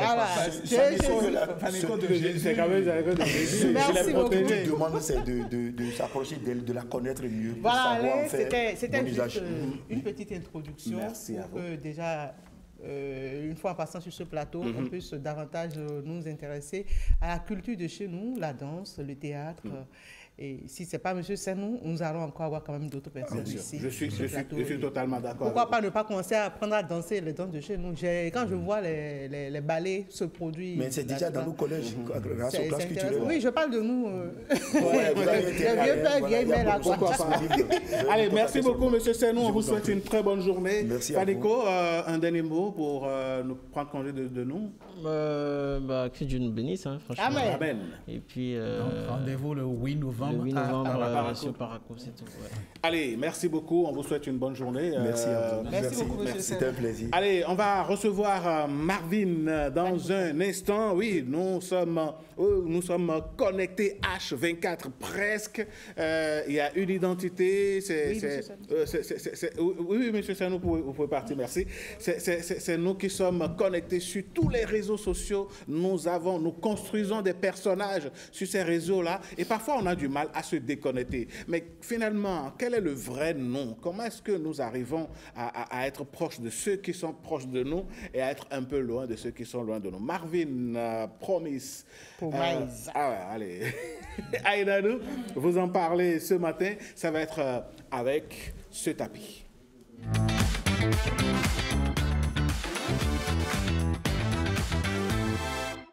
Marvin, bonjour. Bonjour, monsieur Alain. Bonjour, Alain. Bonjour, Alain. Laissons aussi. Allez, bon, c'est pour rigoler. Alors, ce matin, vous avez donc choisi de nous parler de comment est-ce que nous pouvons opérer un détachement. Oui, retrouver le vrai soi en ligne. C'est ça, j'ai parlé hier de l'authentification, la manière dont les gens montraient une image d'eux sur les réseaux et en réalité, ils n'étaient pas comme ça. Comprendre le décalage entre le virtuel et le réel. Des études récentes sur l'identité montrent que beaucoup de personnes présentent une version idéale, tandis que leur vie réelle est plus complexe. Oui. Par exemple, l'article Online vs Personality, The Dual Nature of Digital Identity explique que ce décalage peut générer de l'anxiété et un sentiment de fragmenter son identité. Quand on ne montre pas ce à quoi on correspond, on est là, on partage tout le temps des actualités qu'on ne vit pas, on peut être après anxieux et ça peut créer beaucoup d'autres trucs. Alors, il faut créer des zones hors écran pour se reconnecter. On avait parlé dans le temps qu'il fallait faire des journées sans téléphone et tout ça. Les experts recommandent de créer des moments de déconnecter pour revenir à soi. Par exemple, limiter l'usage des réseaux sociaux à partir d'une heure donnée. C'est-à-dire, je reste ou bien je me fixe un quota d'heures que je dois passer sur les réseaux sociaux en général. Je peux me dire, la somme de mon utilisation peut faire juste 1h30. Donc, à part, si j'arrive à faire les 1h30 sur les réseaux sociaux, je ne me retrouve plus sur ça avant le lendemain. Et ça fait d'avoir une bonne hygiène digitale. Tout à fait. Une bonne hygiène digitale. Il y a des gens qui sont sur les réseaux connectés H24. H24, tu les écris, ils répondent automatiquement. C'est pas forcément bon. Il faut souvent créer des moments hors écran. Maintenant, il faut aligner ces valeurs entre online et offline. L'authenticité ne vient pas seulement de ce qu'on montre, mais de ce qu'on agit. Une étude sur l'identité numérique montre que nos actions en ligne, les likes, partages font qu'on a plus de reconnaissance. Maintenant, il faudrait créer en fait des valeurs, respect, partage, honnêteté, pour que notre fil ne montre pas que des revendications. Parce qu'on partage à chaque fois, c'est comme si on dépendait forcément des likes. Donc, il ne faudrait pas forcément partager pour ne avoir que des likes et tout ça. Donc comme astuce, il faut liker, il faut liker, on insiste. Parfois ça devient même agressif. Oui. Il y a du loup, si c'est pas 50 000 partages, 50 000 vues, je ne parle pas. Tu ne parles pas. Parfois les gens disent, parfois les gens disent, ah ben quand même, tapoter là, ça vous coûte ou quoi? Ah non, c'est moi, c'est mon forfait. Alors chaque fois qu'on publie, il faut se demander, est-ce que ce qu'on publie est en accord avec nos valeurs? Est-ce que ça c'est vraiment quelque chose? Parce qu'il ne faudrait pas montrer une image de personne agressive ou une personne tourner sur les réseaux sociaux et être dans la vraie vie une personne tous, parce que les gens ont l'habitude de se fier à ce qu'on leur transmet sur le digital. Donc il faut construire une identité hybride, de pas voir en fait le côté digital et le côté vrai comme des ennemis. Donc il faudrait harmoniser les deux. C'est ça, il faut rester dans sa logique, rester dans ses valeurs et ne pas poster tout et n'importe quoi. C'est pas parce qu'il y a un sujet qui est d'actualité et qu'on voit que ça buzz. Donc, si je poste dessus aussi, j'aurai du buzz. Il y en a qui se mêlent de tout et de rien. Et de n'importe quoi. Voilà, parce que en fait, le sujet buzz, donc la probabilité qu'il ait énormément de likes est carrément de 90%. Donc, ils se mettent dedans, même si leurs valeurs ne s'harmonisent pas forcément avec cette idée-là, mais ils ne prennent pas ça en compte. Donc, c'est un peu ça. Il faut, pour faire un topo, il faut se déconnecter, pas un moment où fixer des heures de connexion. Il faut se retrouver avec soi. Se retrouver avec soi dans un environnement calme, laisser l'écran loin. Il faut ne pas se mêler de tout et de n'importe quoi. Il faut surtout publier en accord avec ses valeurs et ses principes. C'est important. Oui. Allez, merci beaucoup. Moi, je vois même des gens qui ne sont pas du tout en accord avec les principes de leur milieu de vie. Des gens qui sont dans une confession religieuse, mais qui publient ce qui est à l'encontre de leur confession religieuse. Ça, je les regarde. Non, mais après, comme l'a dit Faniko tout à l'heure sur le plateau, la vie, c'est un choix. La vie, c'est un choix. La religion ne va pas les guider partout où ils sont. La religion, c'est une chose.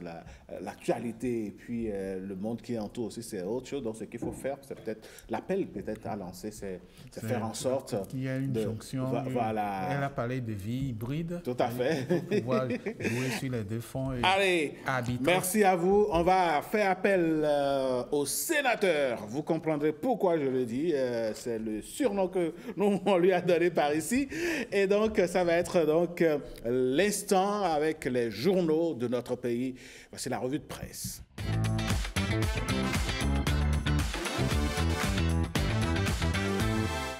Ulvaeus Balogun, c'est vous que j'appelais donc sénateur. C'est moi. Allez, bonjour. Comment allez-vous? Ouais, très bien, et vous-même? Ça va. Bonjour Promise, bonjour Patios. Bonjour Vaou.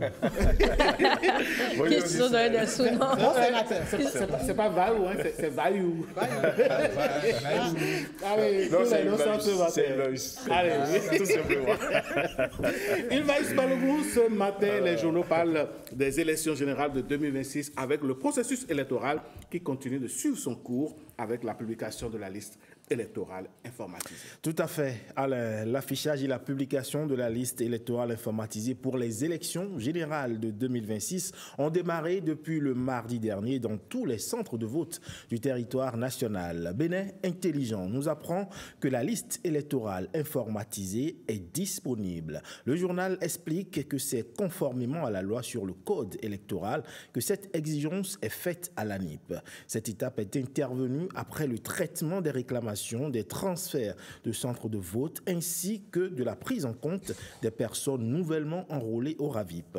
La tribune de la capitale sur la même lancée précise que la liste électorale définitive est accessible dans tous les bureaux de vote. L'ANIP invite donc tous les électeurs ayant formulé des réclamations ou ayant demandé des transferts de centres de vote à se rendre dans leur centre de vote justement pour vérifier la mise à jour des informations. Mais ce qui est encore plus intéressant avec l'ANIP, c'est que la vérification peut se faire en ligne sur e-service.anip.bj ou via le code USSD 1514 ou encore à travers l'application, j'y arrive, Anip BJ, disponible sur App Store ainsi que Play Store. Et le Parlement, et voilà pour ce qu'on peut retenir justement de cette actualité-là. Tout à fait. Et ce matin, le Parlement donc ouvre sa session budgétaire 2025. Tout à fait, Alain. Toutes nos équipes sont d'ailleurs déjà mobilisées sur le terrain à Porto Novo pour nous faire vivre ce moment institutionnel, politique et parlementaire à tous les Béninois en direct sur toutes nos antennes. La nouvelle tribune sur cette information évoque cette actualité et précise que cette session budgétaire s'annonce dense et symbolique, marquant la fin d'un cycle de 3 ans placé sous le signe de la responsabilité, de la stabilité et de la modernisation institutionnelle. Mais au-delà du protocole, cette session pour le journal La Tribune de la capitale marque également un temps de bilan et de transmission puisque le Parlement entend retracer les grandes réalisations de la 9e législature. Et pour finir, on évoque, on ne va pas passer sans le dire, ce sacre de mon parent, Claude Balogun, sacré Grand Prix littéraire du Bénin 2025. Information à lire dans le journal Le Territorial. Il a reçu le prix Jean Plia pour son ouvrage Yenou, récompensé d'un chèque de 5 millions de francs CFA, d'un trophée et de quelques gadgets. Le prix Jérôme Carlos du meilleur journaliste chroniqueur littéraire revient à Jean-Claude Enoch Guidimin, du quotidien Éducation, lauréat d'un trophée et d'1 million de francs CFA. Malheureusement, dans les catégories prix de l'éditeur et prix Paul Razoumin, ces prix n'ont pas été décernés cette année, faute de candidatures suffisantes. Allez, nous, on a suffisamment de dossiers à vous proposer et le prochain, ça va être donc Rachida Biomama en direct de Porto Novo au Parlement qui va donc vous tenir compagnie pour la session budgétaire qui s'ouvre. Mesdames, Messieurs, ainsi prend fin ce numéro, le 36e de votre nouvelle saison de l'émission Bonjour le Bénin. Chers amis, merci d'avoir été là. Terminus, tout le monde. C'est un plaisir. Patrick, lundi. Oui, tout le monde descend, même les lunettes. Allez, Romaïs, on se retrouve lundi. Oui. Allez, merci beaucoup. Ulvaïs Balogun. Non, lundi, c'est notre équipe qui s'installe avec Alain. Je serai aux manettes, en tout cas. Allez. Moi, je suis là.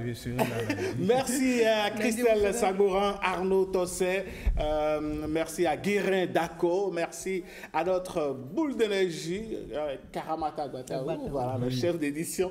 Merci à Shamsiat c'est Shamsi, pour le maquillage. Merci à toutes les équipes. Merci à nos collègues de la diffusion. Merci à tous les collègues de la post-production également. On se retrouve lundi. Merci à Jéma Katraye qui nous fait un coucou de l'autre côté. Ah oui, la DTV qui nous a assisté ce matin.